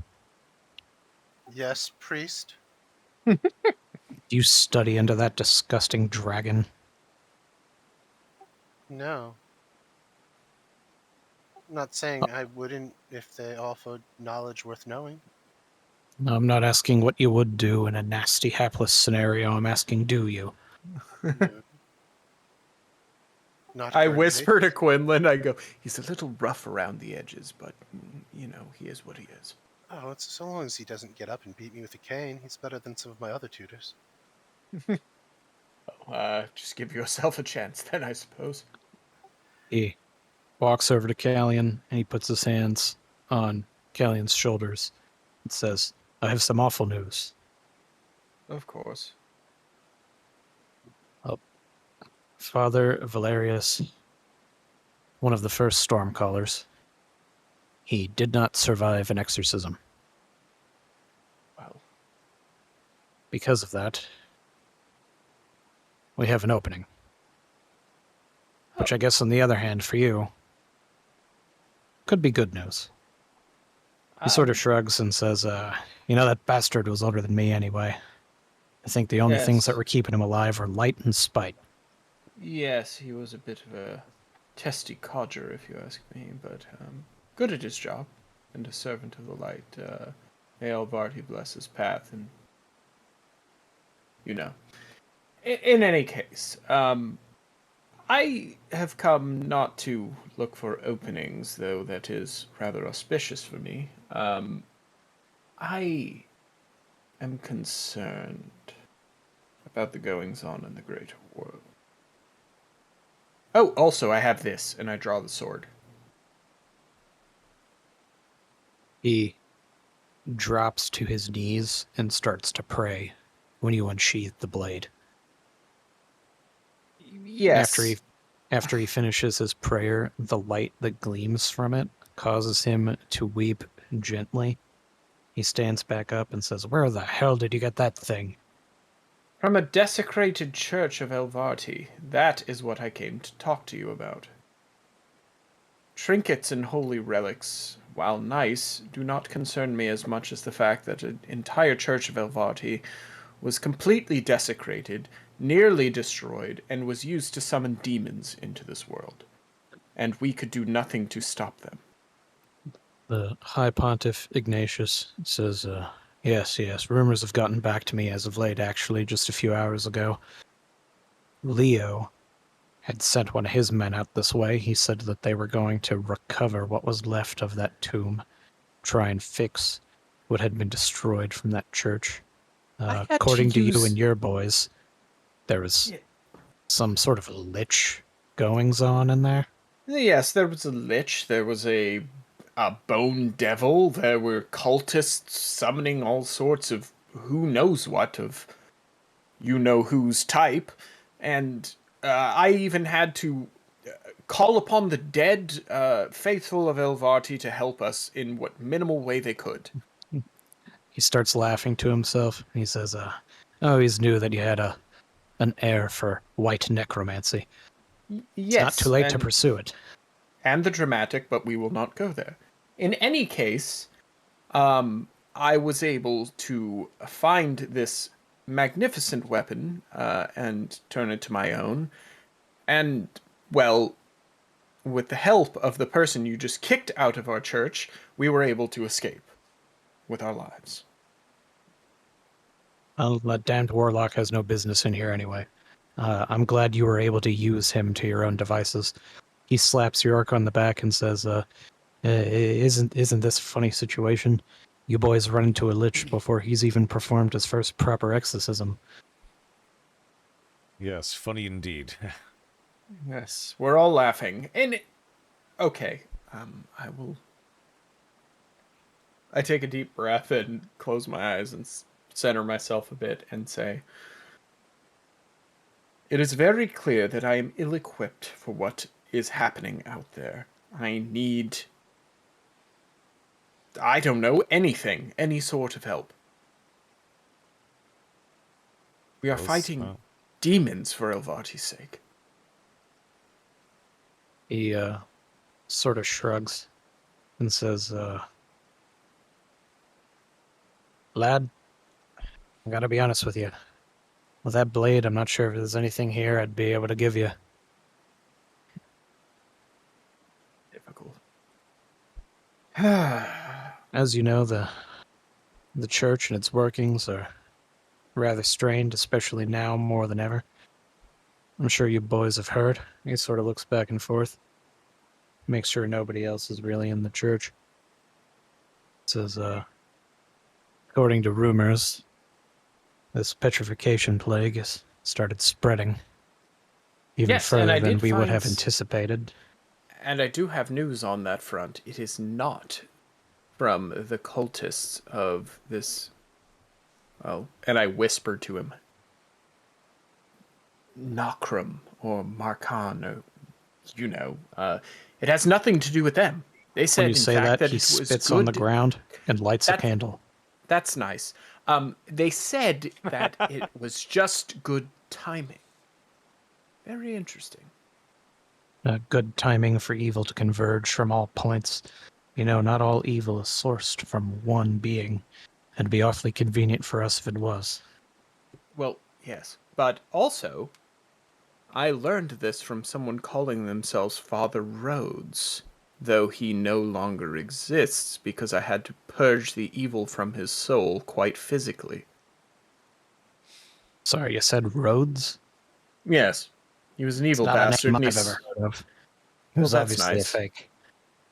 Well, yes, clearly he was a fake, as he then summoned a demon and was glowing red, and we had to purge them both. When you say demon, he spits at the ground again and lights another candle. I roll my eyes. Demon, demon, demon, demon. Jehovah, Jehovah, Jehovah. He doesn't have I'm that having much Life of saliva. Brian flashbacks. Anyway, I roll my eyes, but then I very quickly say, listen, we have people propping themselves up as priests, though he was not. He did not say he was of our church. He said he used to be a priest of who was it again? One of those other gods that I don't really care about. The one that likes fighting. That one. What's Oh, the one name that of it, likes Mika? fighting. Yes, the one that's like prowess in battle. He's, that guy. It may be considered blaspheming, but as far as I'm concerned, all the gods like fighting. I need you to be a little more specific, son. He spits at the ground again and lights another candle. Oh my goodness. Quinlan, who is the god that is like warriors above everything and fighting prowess is the way to appease me and all that? I can't remember. It's been a very trying day. In any case, it was not anyone from our church. Though I did convince him to, well, spill the beans over a glass of starlight wine. Just one glass. If he was a And- betrayer, I'm willing to bet he was one of those Nothar followers. Those boys Yes. study the Yes. sword, and they Yes. take it too far. That name sounds familiar, I believe. You that's the shared a one. glass of wine with him? Well, of course, I was trying to get information. Waste of good wine, if you ask me, especially if he ended up dead. Well, I still got to drink it, so I don't care. In any case, He sort of chuckles We- to himself. Says, we have a lot of people in this city who are under the thumb of the evil one, who I won't name because you're wasting perfectly good candles. And there needs to be something done about this.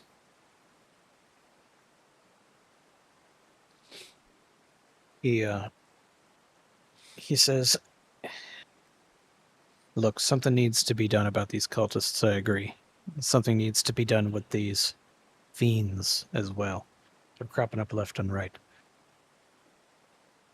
As far as I've heard, at least from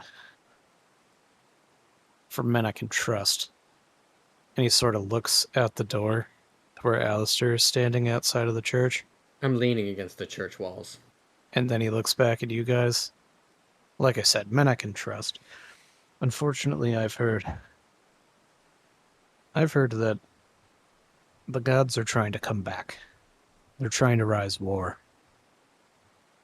Mouths of hell, jaws of the earth have been opening all around the citadel. Nobody wants to admit it.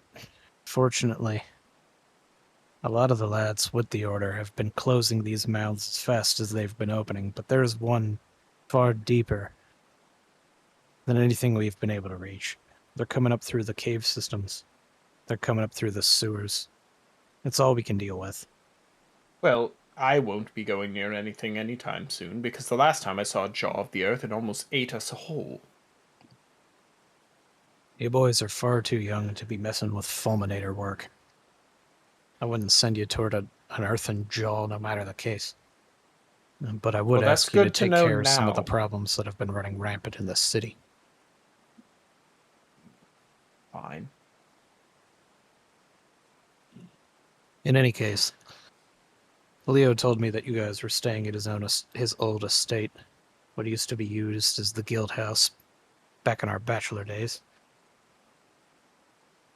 I think it would be wise if you boys got settled in. I've left a chest for you in your room. I figured since you were returning to the city, you wouldn't be able to resist the opportunity of coming here and asking me for a favor, so I already put one in order. Yes. I suppose that does make sense. He walks over to Yorick, slaps him on the back again, and says, you know, Leo has nothing but good to say about you. You and Callion over here remind us a lot of us when we were your age. Something, he holds up his hands and starts counting on his fingers. Some 400 or 500 years ago, give or take.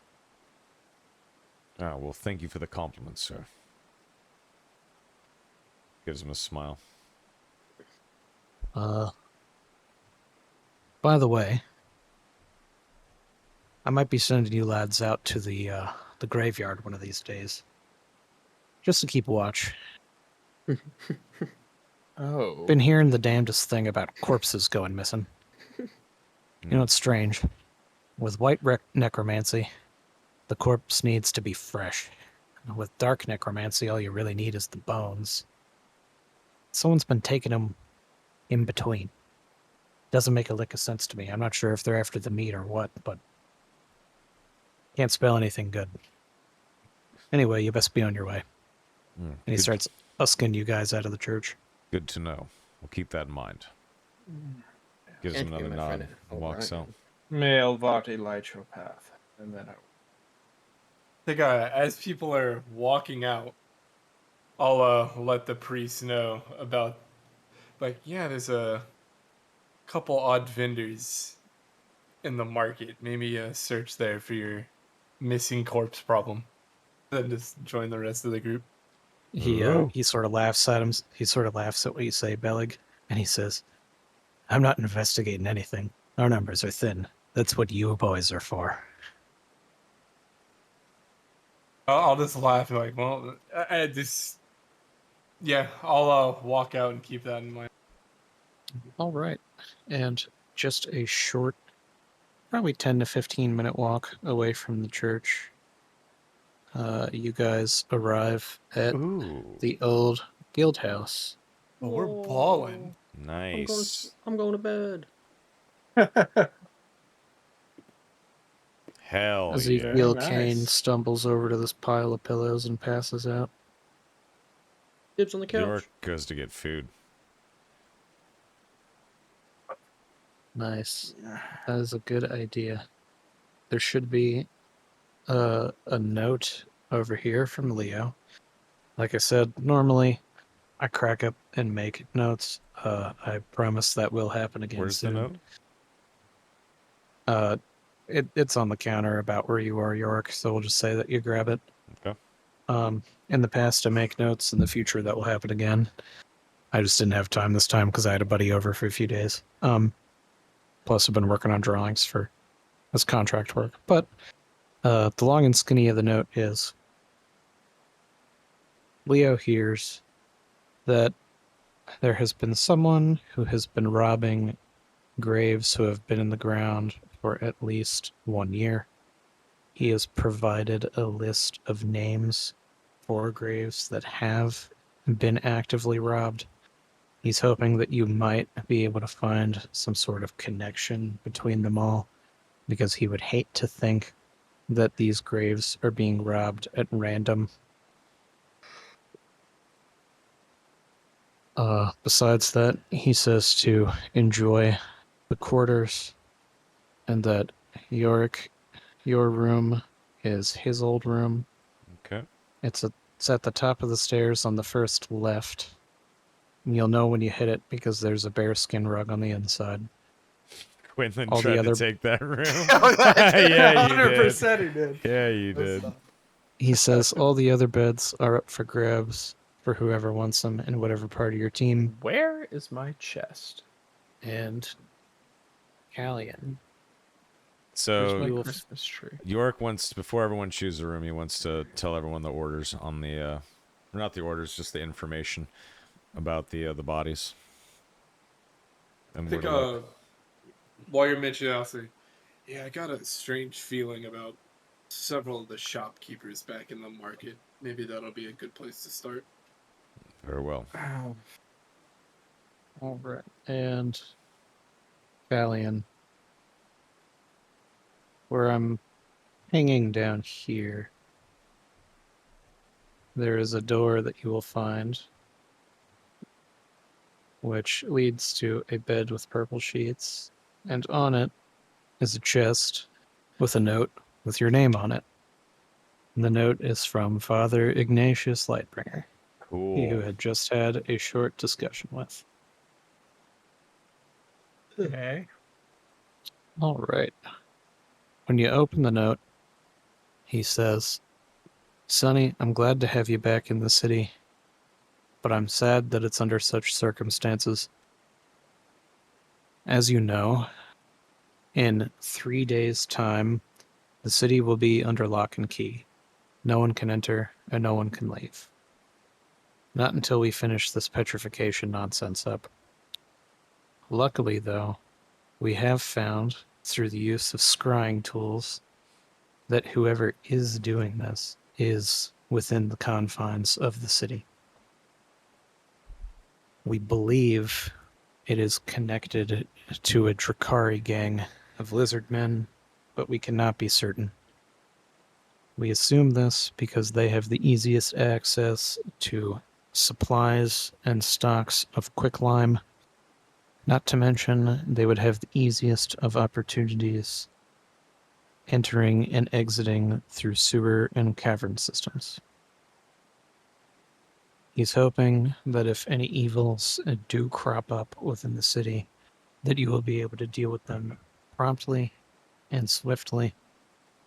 He also wants you to know that the guards are overworked and they are understaffed, and that the majority of the operators of Ordo Fulgur have actually been moved to the deserts, where they believe that Markan is trying to resurrect an army, and they are hoping that their conductors can prevent this before it occurs. Because of that, your team will unfortunately be one of the few more powerful teams still operating within the city, and there isn't going to be many who can really take up a task if you guys happen to fail. While they do have some guards on reserve, it's slim pickings. Inside the chest, there are a few things.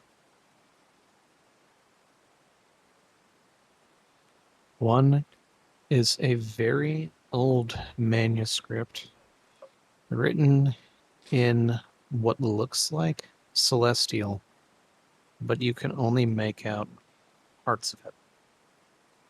Despite knowing Celestial, you think this is some sort of proto-Celestial.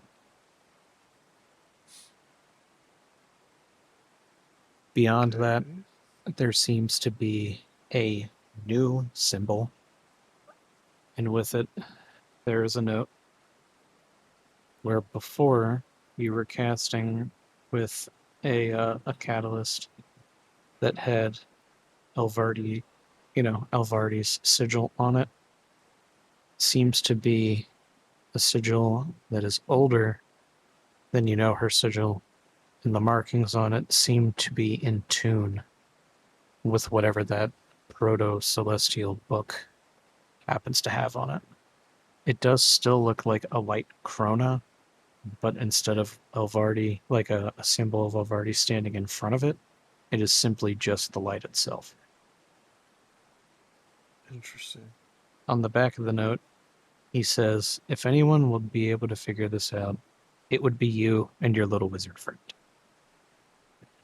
My little wizard friend heard. Okay.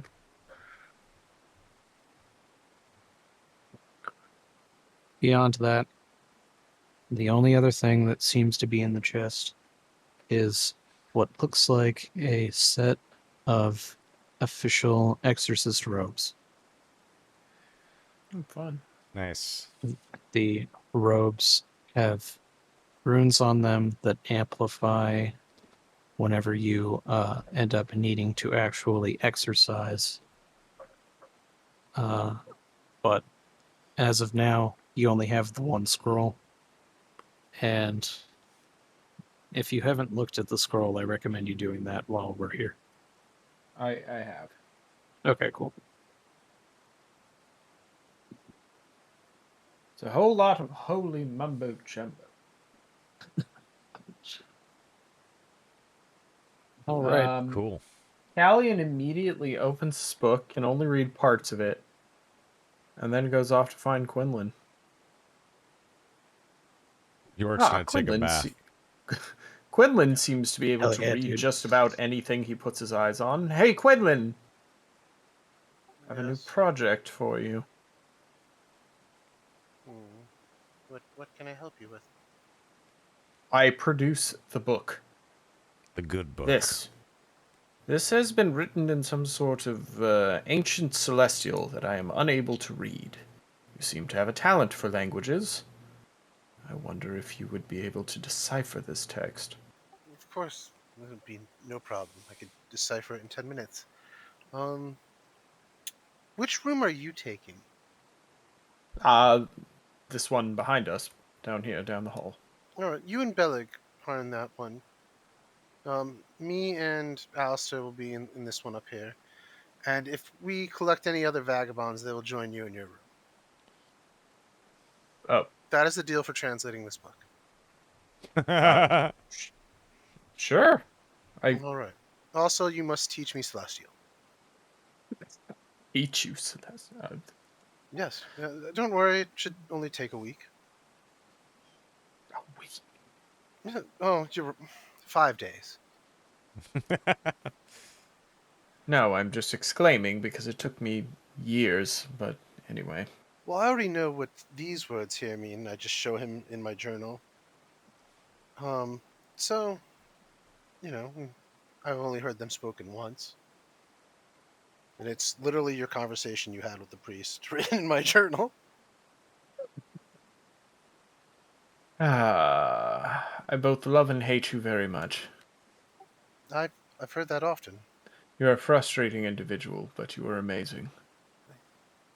My mother told me that when I was 5. Yes. Never mind.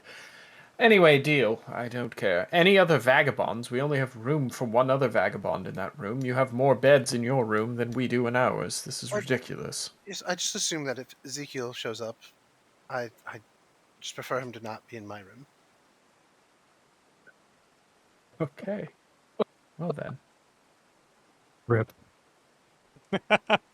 Fucking rip. Poor bastard. All right, give me 10 minutes. Mm-hmm. I take a nap on the couch. I go on this bed here. I sit on it cross-legged, and I start casting Comprehend Languages as a ritual. All right. Now, I Quinlan. do like that our shitter is literally a box with 2 holes in it. It's fabulous. Nice. It's a quality shitty. Hey, well, there are 2 next to each other, so you guys can hold hands while pooping. Yeah. Oh, even better. There we go. Blorp. Try to time them so it only makes one splash. No, so we can reenact the sewer ambiance. Ugh, Jesus. Yuckers. Alright. Disgusted.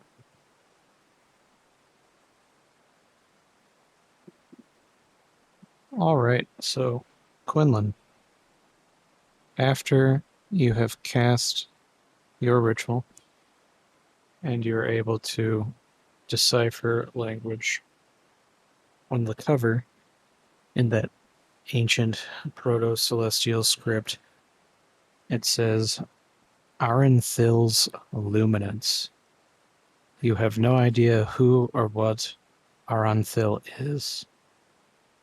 It is confusing, and it seems as almost light is being described as created by some sort of being other than Elvardi, which you know, according to all existing creation mythology, cannot be the case. Yes, but who wrote that, really? Obviously the victor of something, right? That's yeah, that's Quinlan saying, just talking out loud. I'm like, this could be from someone before Alvardi. All right, so I'm gonna start delving into this book. All right. As you start piling through Arnthil's Illuminance, what you find is not the tale of Elvardi being the first to create light, but the tale of an unknown god who went by Arenthil. He was the creator of light, and when Elvardi had come along, she had stolen light from him. And when she stole his light, it turned him to darkness. And being that he felt unrecognizable, stripped from the brilliance of his luminant creation, he took the name Markan. Cool. Lucifer means light bringer. Cool. All right. And as far as you can tell, that sigil would be used to channel some sort of primordial light that's neither aligned with good or evil, but something that existed before those concepts.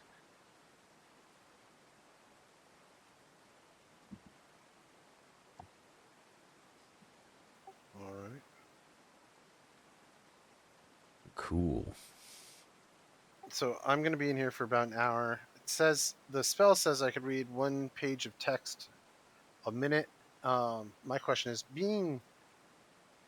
having a 20 int, could I push that to the limit and maybe read more than 60 pages?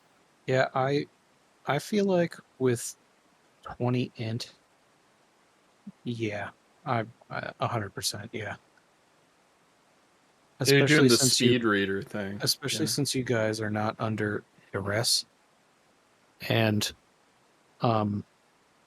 there's also a little bit of flavor in the language thing where it talks about like touching it. So I like to imagine that Quinlan, sort of as he turns the page, just sort of absorbs the luminance of the text through his fingertips and can almost read it as fast as he can flip through it, just page by page. Cool.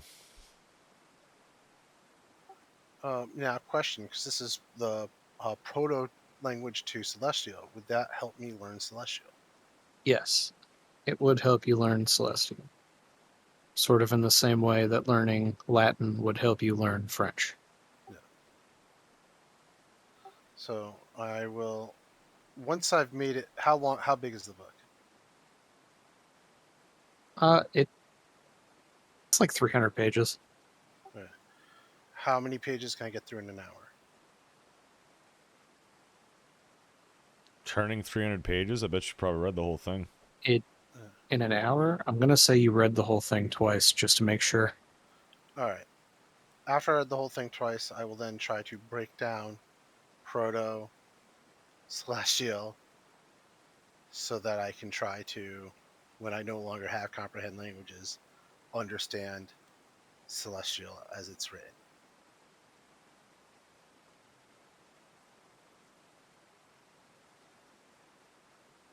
Oh, shit. Come on. 20. Oh, Ooh, I felt like it almost. oh! Oh, hey, I'll take it. Nice. Yeah. All right. Quinlan,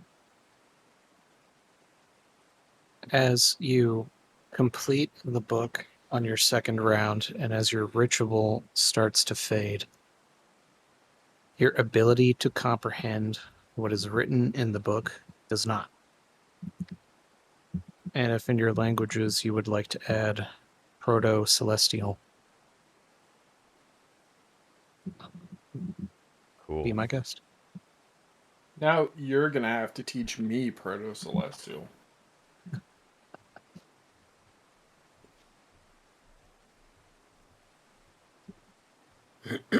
I'm gonna have to teach him Proto-Celestial so he can read it himself to be like, what the fuck? Yeah, so I can actually lose my religion. I just realized that I had Celestial already. So you have Celestial and Proto Celestial. Yeah, You that's just knew Celestial already? yeah. Apparently, Rip. I don't know why. retcon that, and he was teaching you So Infernal. now I had to take the Yeah, it shitty was bedroom Infernal. for no reason. Great. Yeah, Yeah, have him teach you Infernal, because he knows that. Yeah, I'll just have you teach you Eternal. We'll just retcon all the times you asked about Celestial to Infernal. Yeah. That's fair. Perfect. You're a time mage, after all. Quinlan, what have you deciphered? Oh, well, I've read this book twice. It's very interesting, actually. You should read it. I'm speaking to you I in Celestial can't. now, by the way. Yeah. Because I've And I just respond to him and I go, "Oh, we're talking in Celestial. Okay, well, I can't read it, so that's a bit of a problem."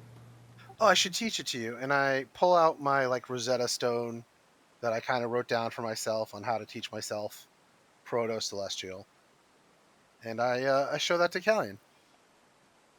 Wonderful. All right. Callian, you do not have an intelligence of 20, so studying this will take you some more time. Yeah, I have an intelligence of 14, which is still not bad, but Hey, me Right. too. Not bad, but certainly not 20. correct. Anyway, this I am smarter than the average bear, but I am not fucking Stephen Hawking. Yes, I understand. this book is Aaron Phil's Luminance. Aaron, Aaron, yes. who the hell is Aaron, though? Well, I will get there in a moment. The sigil on it can be used to is summons light, primordial light. It's prior to the concept of good or evil. Interesting. Apparently, Aaron Phil was the first god of light, and well, Elvardi came in and I guess took over that domain. So, being robbed of light, Aaron Phil changed their name to Marcon. Oh, wow. What a twist. And I mean, who knows if this is true or not? And of course, Well, of everyone. course it's true. It's in a book. Yes. So right, everything in a book is true. Based You on my experience. Anyway. know, well, And it was given to me by, the High Pontiff. So Yes, I yeah. imagine there is some truth to this. Whether it's entirely true or not is a matter of conjecture, as you've just pointed out. But well, it's all. Anything written by anyone is going to be skewed by their perceptions. yes. So keep that in mind. Well, Whoever wrote yes. this had the perception that Marcon was robbed of his light Hmm. by Elvarti. Well, Alvarti is a bit of a capricious, asshole sometimes. So this doesn't surprise me if it were true. That being said, it is interesting, and it would make sense as to why Marcan is so bent on vengeance against everyone if he believed himself to be robbed. Yes. Intriguing. Oh well, I shall try to read this cipher and discern this language, and then I shall pour through the book. I'm sure summoning raw primordial light shall be helpful when it is required. Oh, you don't understand the cipher already? Oh, No, never mind. let me rewrite it for you on something that is Huh. unimportant to me. Almost got the 17. Brutal. And I'll go and rewrite it on like a piece of paper that's not in my journal, and hand it to Callian so you could learn Proto Celestial. And remember, my Infernal teachings should start soon. Yes. All right. So with that information relayed to Callian, I would like everyone to open up their character sheet and hit the long rest button. All right. And the next time we convene, we will start the investigation on the grave robberies with everyone at level 5. Are we going to New Day or no? Yeah, it'll be a new day. Considering you're all taking a long rest, yes, it'll be a new day. Are you cool with me rolling a d8 to see what my health increases? Yeah, we should do. Yeah, and if I was, Oh yeah. that's what I was going to bring up next. Is if you guys want to roll health, so you can level up in your leisure. No way, I got a 2. Oh yeah, I'll take a 7. I fucking suck. I got a 5. It's better than a 2. That is true. Fucking shit. This game suck.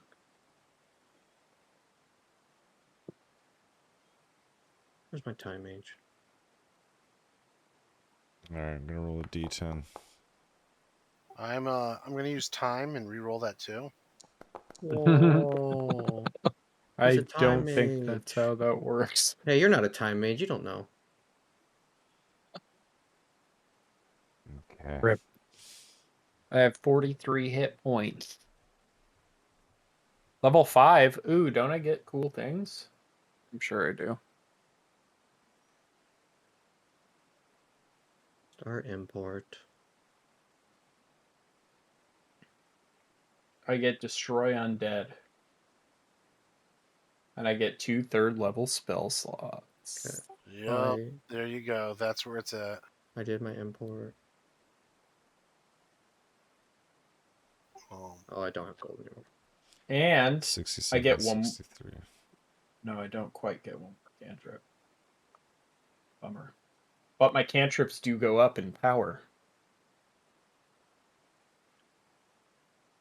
Oh, I need to add the fucking sentinel shield thing. Let's see.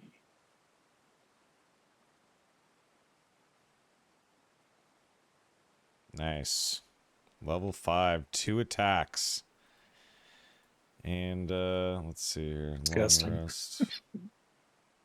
Confirm that. Let's check out the spells. Yeah, I gotta Same. look. It's la la la la. Ah, proficiency bonus went up by 1. Oh, I have Nice. 3 Misty Steps now. Nice. 3. Oh, Yeah, with fine steed. my Never mind. feet. Divine Steed is so good. Fine steed, baby. And I'm taking improved packed weapon, so I don't get 2 attacks, but I get 2 Eldritch Blasts, so I guess I get 2 attacks. Cool. I got it. Okay. Ooh. Updated. Good to go. Okay, but I need to know what else to take. There we go. So you guys kind of pub stomped the demon. That was fun. That was great. I think It was I imported it. fantastic. Lesser resto and find steed now. Beautiful. Nice. I can get Bestow Curse, Clairvoyance, or Dispel Magic. Beautiful. All right. Great session. Thank you very much, Wiko. As per usual, we're getting our long rest. We're sleeping at the estate. We have a couple of things to look into. That grave robbery shit with the bodies, and we got to clear out the sewers now, so we know what to do. We have a lead on the creepy warlock guy, which is nice. It's going to be interesting to see if the crew tries to keep this quiet from Yorick or not, but we'll see how it goes. We're all good to go to play next week, yeah? Yeah. Yes. Beautiful. I am ready to investigate body snatchings and sewer lizards. Lovely. It'll be, That'll be January 22nd at 6 p.m. PT. We will continue on with Vokolvis, episode 8. Gentlemen, it's been a pleasure. GG. Indeed. The Chat. group has some new gear now too, so that'll be fun to roll around with. Yes, I'm sir. about to import my sheet if you want to. Yeah, I think I imported it as well. Cool. I will do the thing. Beautiful. All right, folks. Thanks for watching. We will see you next week for episode 8. Goodbye. And there Good, it went back good. to it did the thing again. Thanks, Christ. Anyway, goodbye. Jesus.